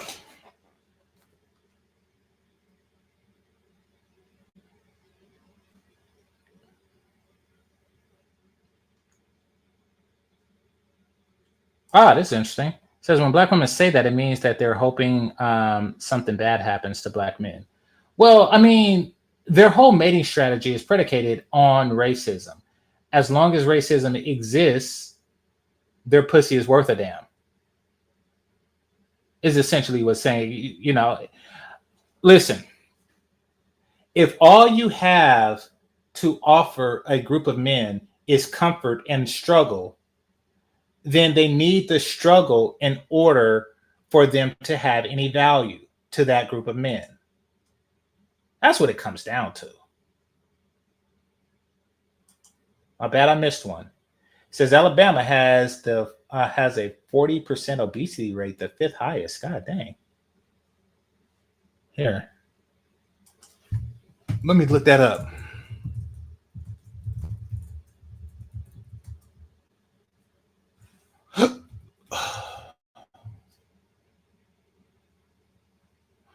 West Virginia, 41%. Mississippi. So there's a fatter place than Mississippi. Mississippi comes in as number 2. Arkansas is 40%. And Louisiana, 39.9. And Alabama is 5th. It's 39.3. Wow. It sounds about right, too. Like, I'm looking at the list, and like these are places that I kind of always suspected had a bunch of fat ass bitches. Only place on the top 5 I've been to was Arkansas. I didn't want to talk about what I was doing in Arkansas. I didn't want to think about it. But their water tastes like trash. All right, let's just see where California is. So, Alabama, Oklahoma, Indiana, Tennessee, Kentucky, Wisconsin. It don't even go all the way down to California.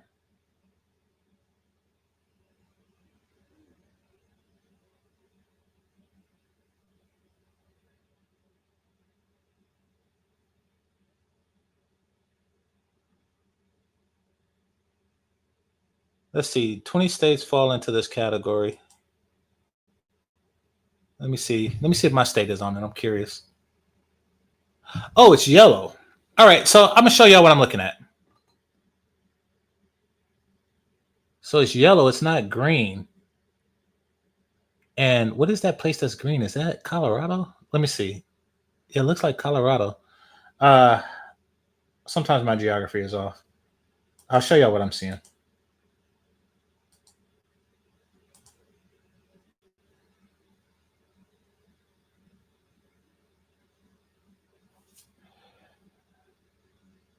Map for 48 states, District of Columbia.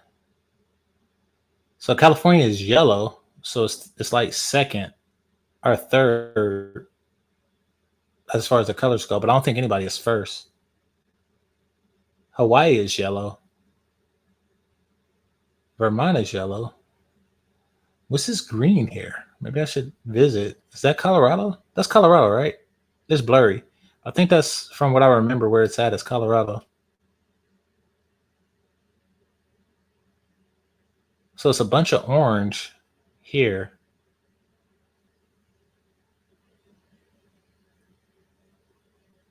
So it's like a fat belt here.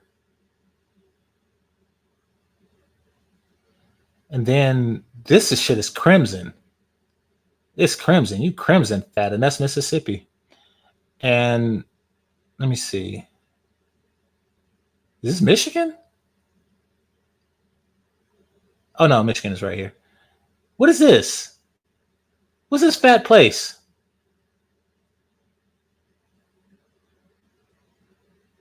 Okay, so it's the Midwest and the South.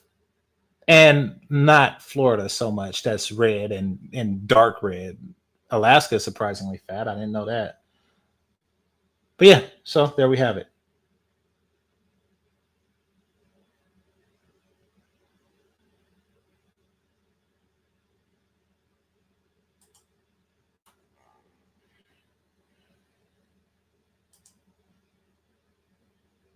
Of course, it's number 5.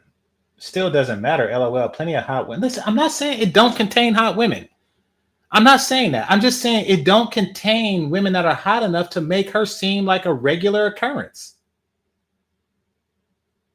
I'm saying stop pushing that narrative. Stop pushing the narrative that you can go to Kentucky Fried Chicken and see her order number 2. That's what I'm saying. You be on some, sure, all right, by Alabama standards. Come miss me with that. Yeah, America as a whole is overweight, and some places fatter than others. That's what I'm saying. And the reason why Mississippi is so fat is because the fat women from California, moved there because they don't want to be around. They don't want to be in a yellow state.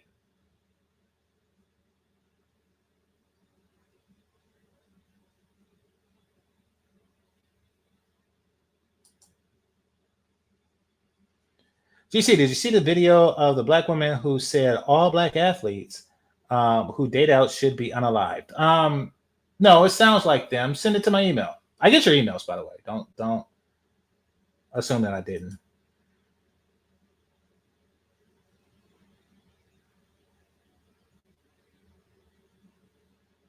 Yeah, they do hope that some. Oh, I already read that one. White women seek out black athletes. Everybody seek out black athletes like they should. Like they should. Listen,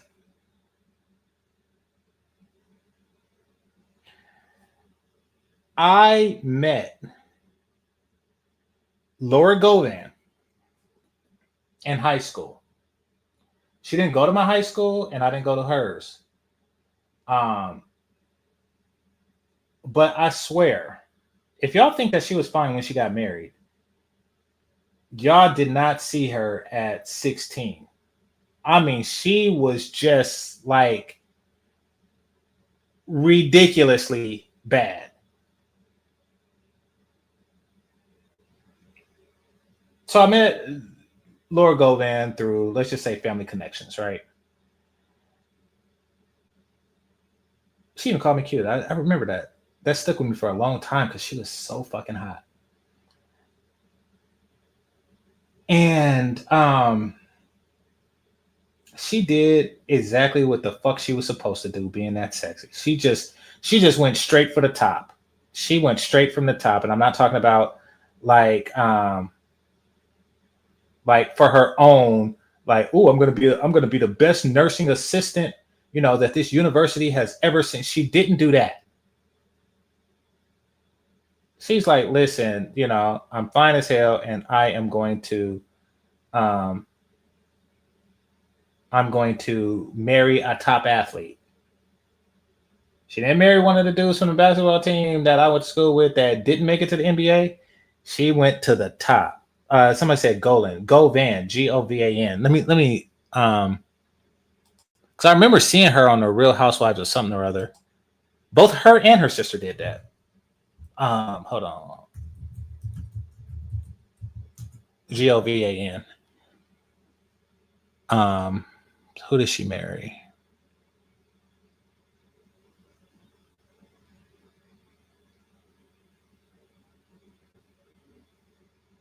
How long were Gilbert Arenas? But I heard that she had an affair or something like that with Shaquille O'Neal.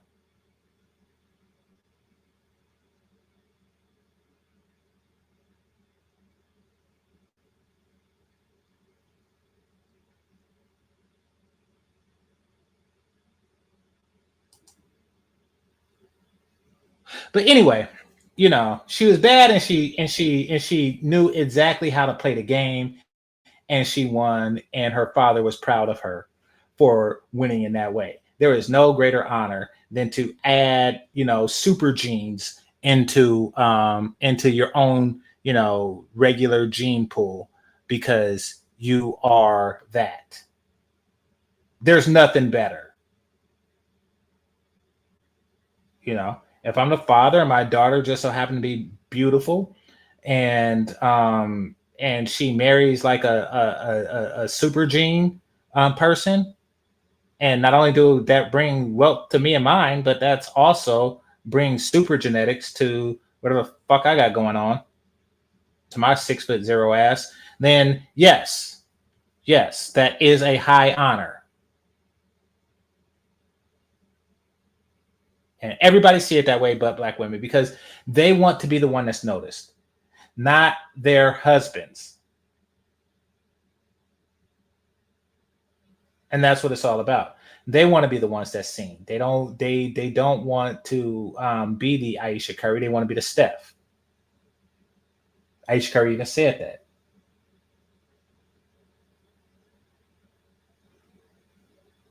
And that's why they go to school for themselves, not to form healthy families. Hit the like button.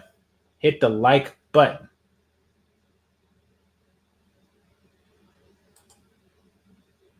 See, this is the fuck I'm talking about. Some Alabama person is going to tell me, listen, you didn't, like I said, you didn't see her when she was 16. Y'all seeing like a picture of a woman who is in her 40s and been married and crap. You didn't see her when she was on the, and quite frankly, this was before she was like on the market as far as like adult dating when I met her.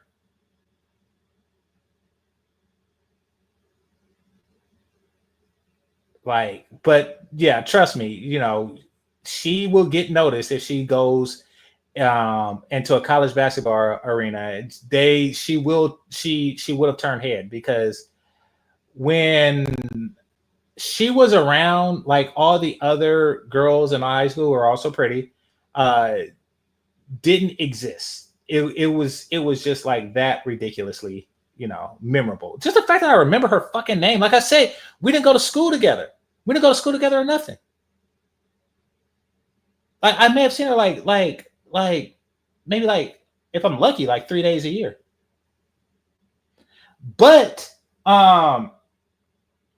she's stuck in my memory so much to where when decades later, a friend who I went to high school with told me, it was like, hey, Laura Govan is on Real Housewives of LA. I was like, what? And then I looked, and her sister, who I didn't even know, was also on there. So yeah.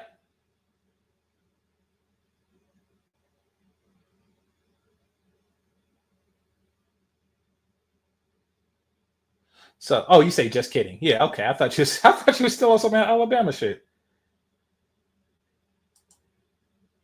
Oh, and by the way, it has nothing to do with her light skinnedness.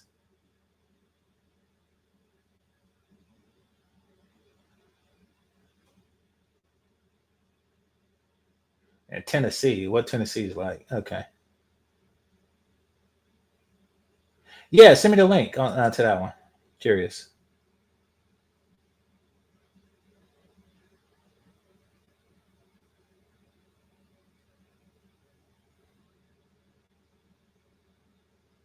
No, well, they will be at KFC in Miami. They were at everywhere in Miami, and I mean everywhere. There was like beautiful roaches. So I'm on the bus looking out the window, and they have like they have like Venezuelan parades and stuff. I was like, what the hell? And then some of them get on the bus. I'm like, God dang, this is ridiculous.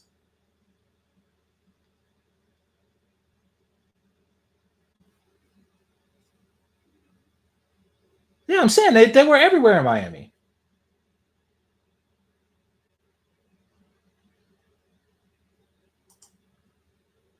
It's he sleeps well. Yeah, he sleeps well between a white woman's legs.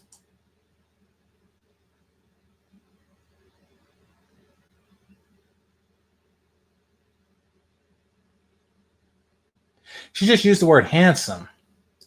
Black women don't think Dennis Rodman is handsome. Yeah, so I think Dennis Rodman was an athlete that complained that he wasn't. I mean, he's weird as hell. I mean, to me, I don't really like dudes like that. I mean, but I don't watch basketball, so maybe people respect his talent so much that they ignore his eccentric behavior. But to me, it just screams, unless he's actually gay, which I don't think he is, it screams, I need attention. It screams attention whoring to me.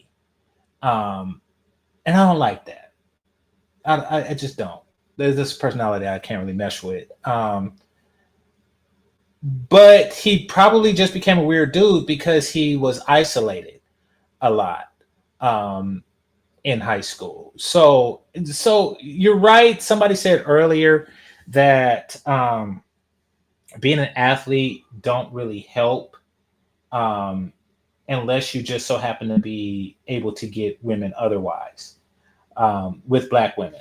I will say that it gives you an advantage, but it doesn't give you the advantage that it does with white women. Like, yeah, being an athlete will make them wet, but not as wet as it'd make Becky. Not by a long shot.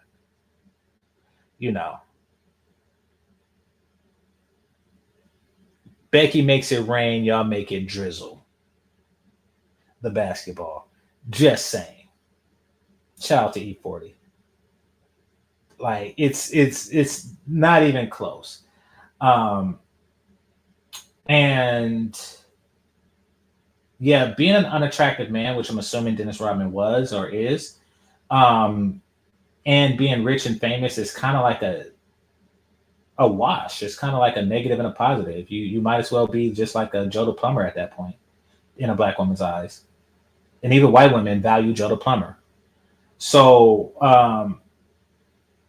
white women have just a general higher value of men than Black women do. And that extends to all level of men. They have a higher value of average men. They give a higher evaluation of average men, and they give a higher evaluation of exceptional men than black women do. And that is why they lose all the time. It was Terry Crews, and apparently, I think he was a football player or something like that. I don't know. He's a weird ass big nigga that complains about being touched on his dick as a big ass nigga. What the fuck? You don't complain, you knock him out. What the fuck? Anyway, that whole shit was weird. But before that, he could dance, and he could dance exceptionally well for a dude that's that big.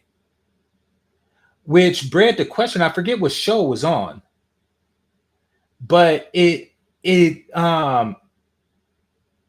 begged the question,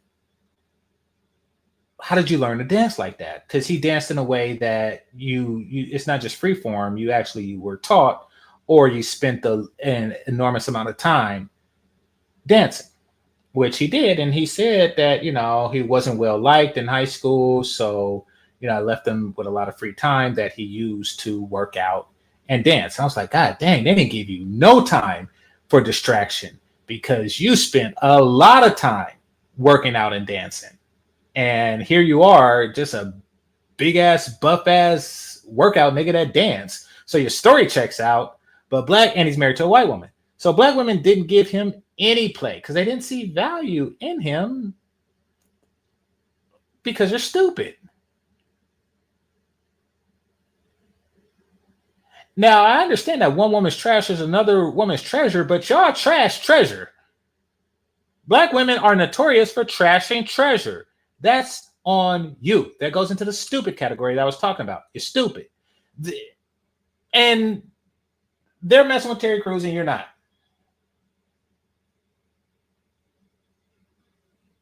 They're messing with Terry Crews. You looking for new shoes.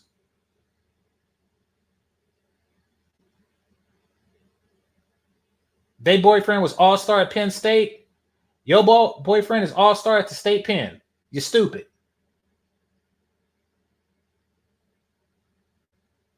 But it's not something that black men are doing.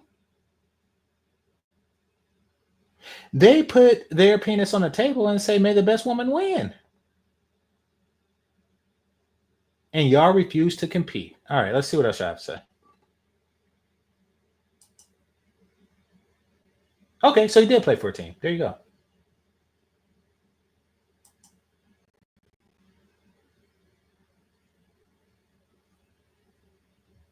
He was a Charger and Redskins. Oh, damn. So he played for a lot of teams. Yeah, I do remember hearing something. Didn't Al Bundy play for a team too? Ed O'Neill? To be honest, Dennis was weird. Everybody's eccentric, I don't mind people being eccentric. I just don't like it when they put the whole gender fluidity thing on there, because it's just nasty to me, to be perfectly honest. I can't actually blame women for not liking him. So now we're talking chicken or egg, because did he become a weird ass nigga? Because to me it seems like he's just seeking attention. So did he do stuff like that to be seen in a crowd? Like, oh, maybe if I dye my hair, women will notice me. These black women will notice me. Or if I do this, if I get a bunch of piercings on my face, then black women will notice. Like, or was he weird in that way and they didn't notice him because of his eccentricities?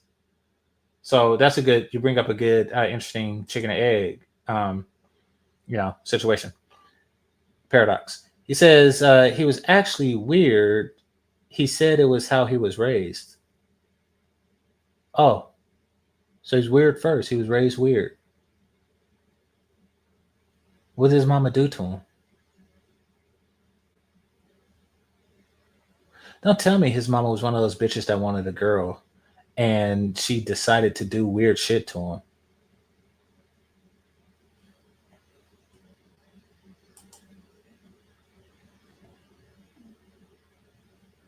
I'm a bit late, game changer, bro. When you go off, that's how I know a vid is good. Thanks, bro. I go off a lot, so I covered a lot of good vids. All right, it says good evening, Snow. Just Snowman, just checking in. Hey, salute to you. Appreciate you coming through. All right, so yeah, in fact, I'm gonna close down now. Give you all a chance to watch the replay. All right, hold on. Okay, yeah, I covered that. It says, but for real though, at least we're not like some cities in Tennessee. Yeah.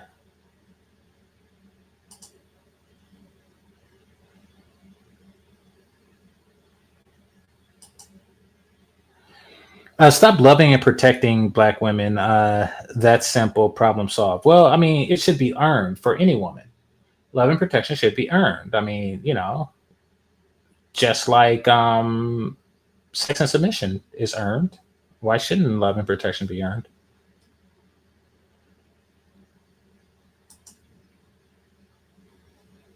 America as a whole is overweight. Absolutely.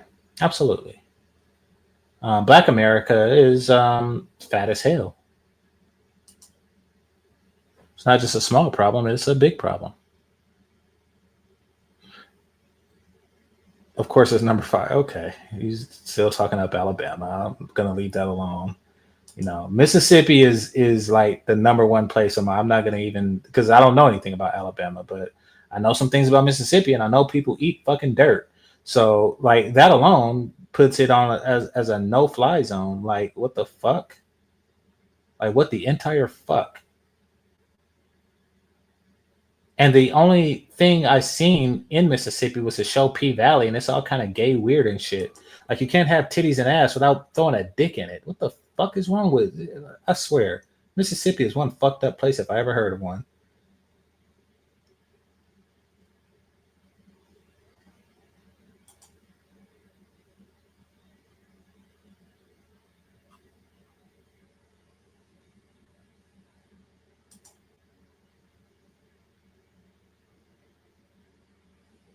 True, at black high schools, the girls didn't want athletes unless, I touched on that.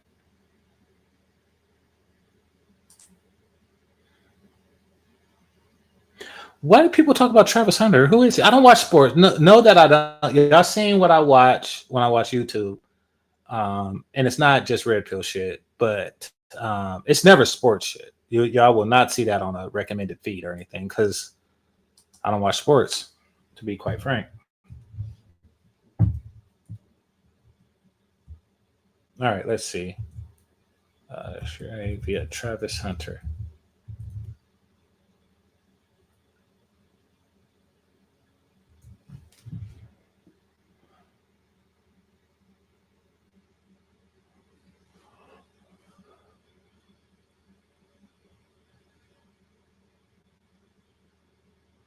It says he's rookie of the year. Heisman highlights. And don't say anything like he's anything weird. What do you say? Like it or not, Travis Hunter's wife did the right. So, oh, that's his wife. Oh no, that's a help the children. No, is that his that is his wife? I thought it was a help the children girl. Why did I think it was a help the children girl? She looked like a kid in his arm. Yeah, that's his wife.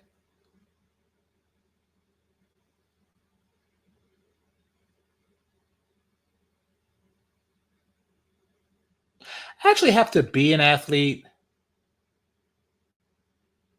I always pictured like the bitch I would marry if I was an athlete, but and it's not this, nor is it Sierra. But I would actually have to be an athlete. I think people, overestimate the fantasy.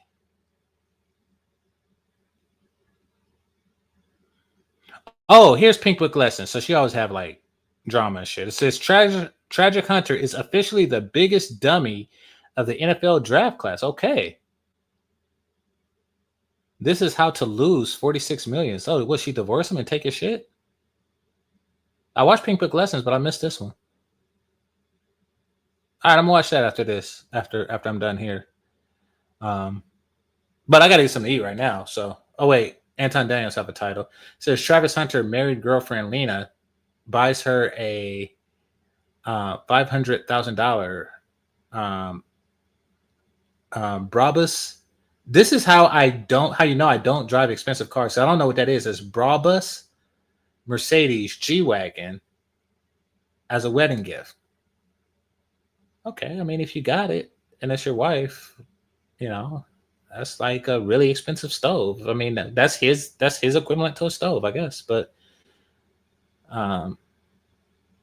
yeah, I don't see like a major scandal unless there's something brewing, or people just assume that she's a gold digger, and maybe she did. Maybe she said and did some suspect shit. But I don't know enough about this Travis Hunter story to follow through. And when I've seen on Pink Book Lessons is old, so I'll be giving up old news.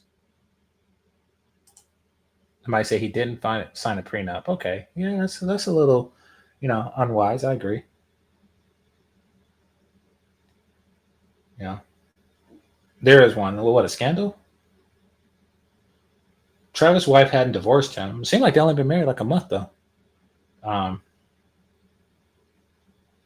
But people are predicting it based on her behavior. Okay. Hopefully for his sake, she proves them all wrong. Hopefully for his sake. Oh shit, House of Ashers. So I used to watch the TV series Spartacus.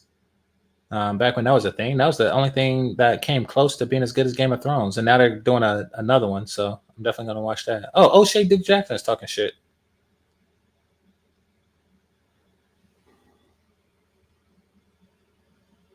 Okay, they married in May. Hey, I wish them the best. I do. And it's not because she's white. It's because, quite frankly, I admire people with talent and discipline.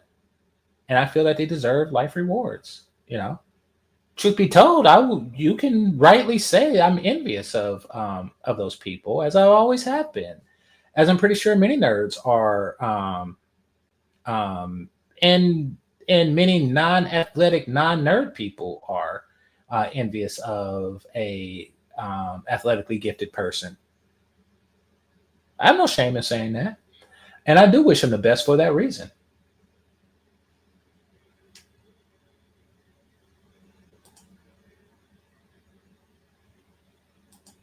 Maybe, yeah. Maybe scripted for views. Anyway, let me check my Cash Apps. Send me Cash Apps. Let me check my Cash Apps. All right. Before I get out of here.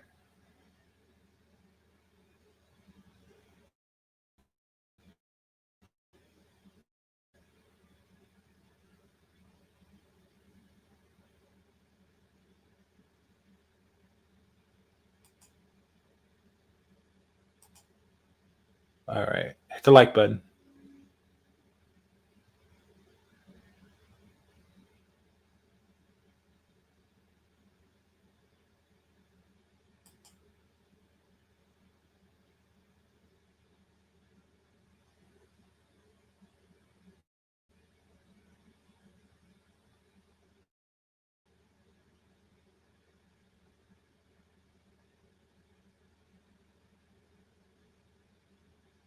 Stop sending me stuff. And you know who I'm talking about. Well, you don't know who I'm talking about. The people who, try to advertise expanding my channel, like, hey, I can do this for your channel, and if you mess with me, I get your score up. Listen, my channel is too small to invest any significant amount of money in it. I know the paradox. I know that perhaps if I invested money into it, the channel will do better. But and I like being a YouTuber, and I like my audience, I like my people. But to be quite frank, it's not Game Changer is more what I do than who I am. And that's the realest thing you're gonna hear. Maybe one day I'll put some like real money into it, but I haven't thus far. I just bought a mic and hop on and talk shit. That's kind of what I do. But no, and that's why there's no Cash Apps. But no Cash Apps, and that's okay. I appreciate those who did contribute. I like to thank the super chats, and I like to thank my members and those who listen silently and those who participate in the chat. Hit that like button on your way out, and this is GameChanger 00100. Is game over. Peace. Oh, comment in the comment section. Peace.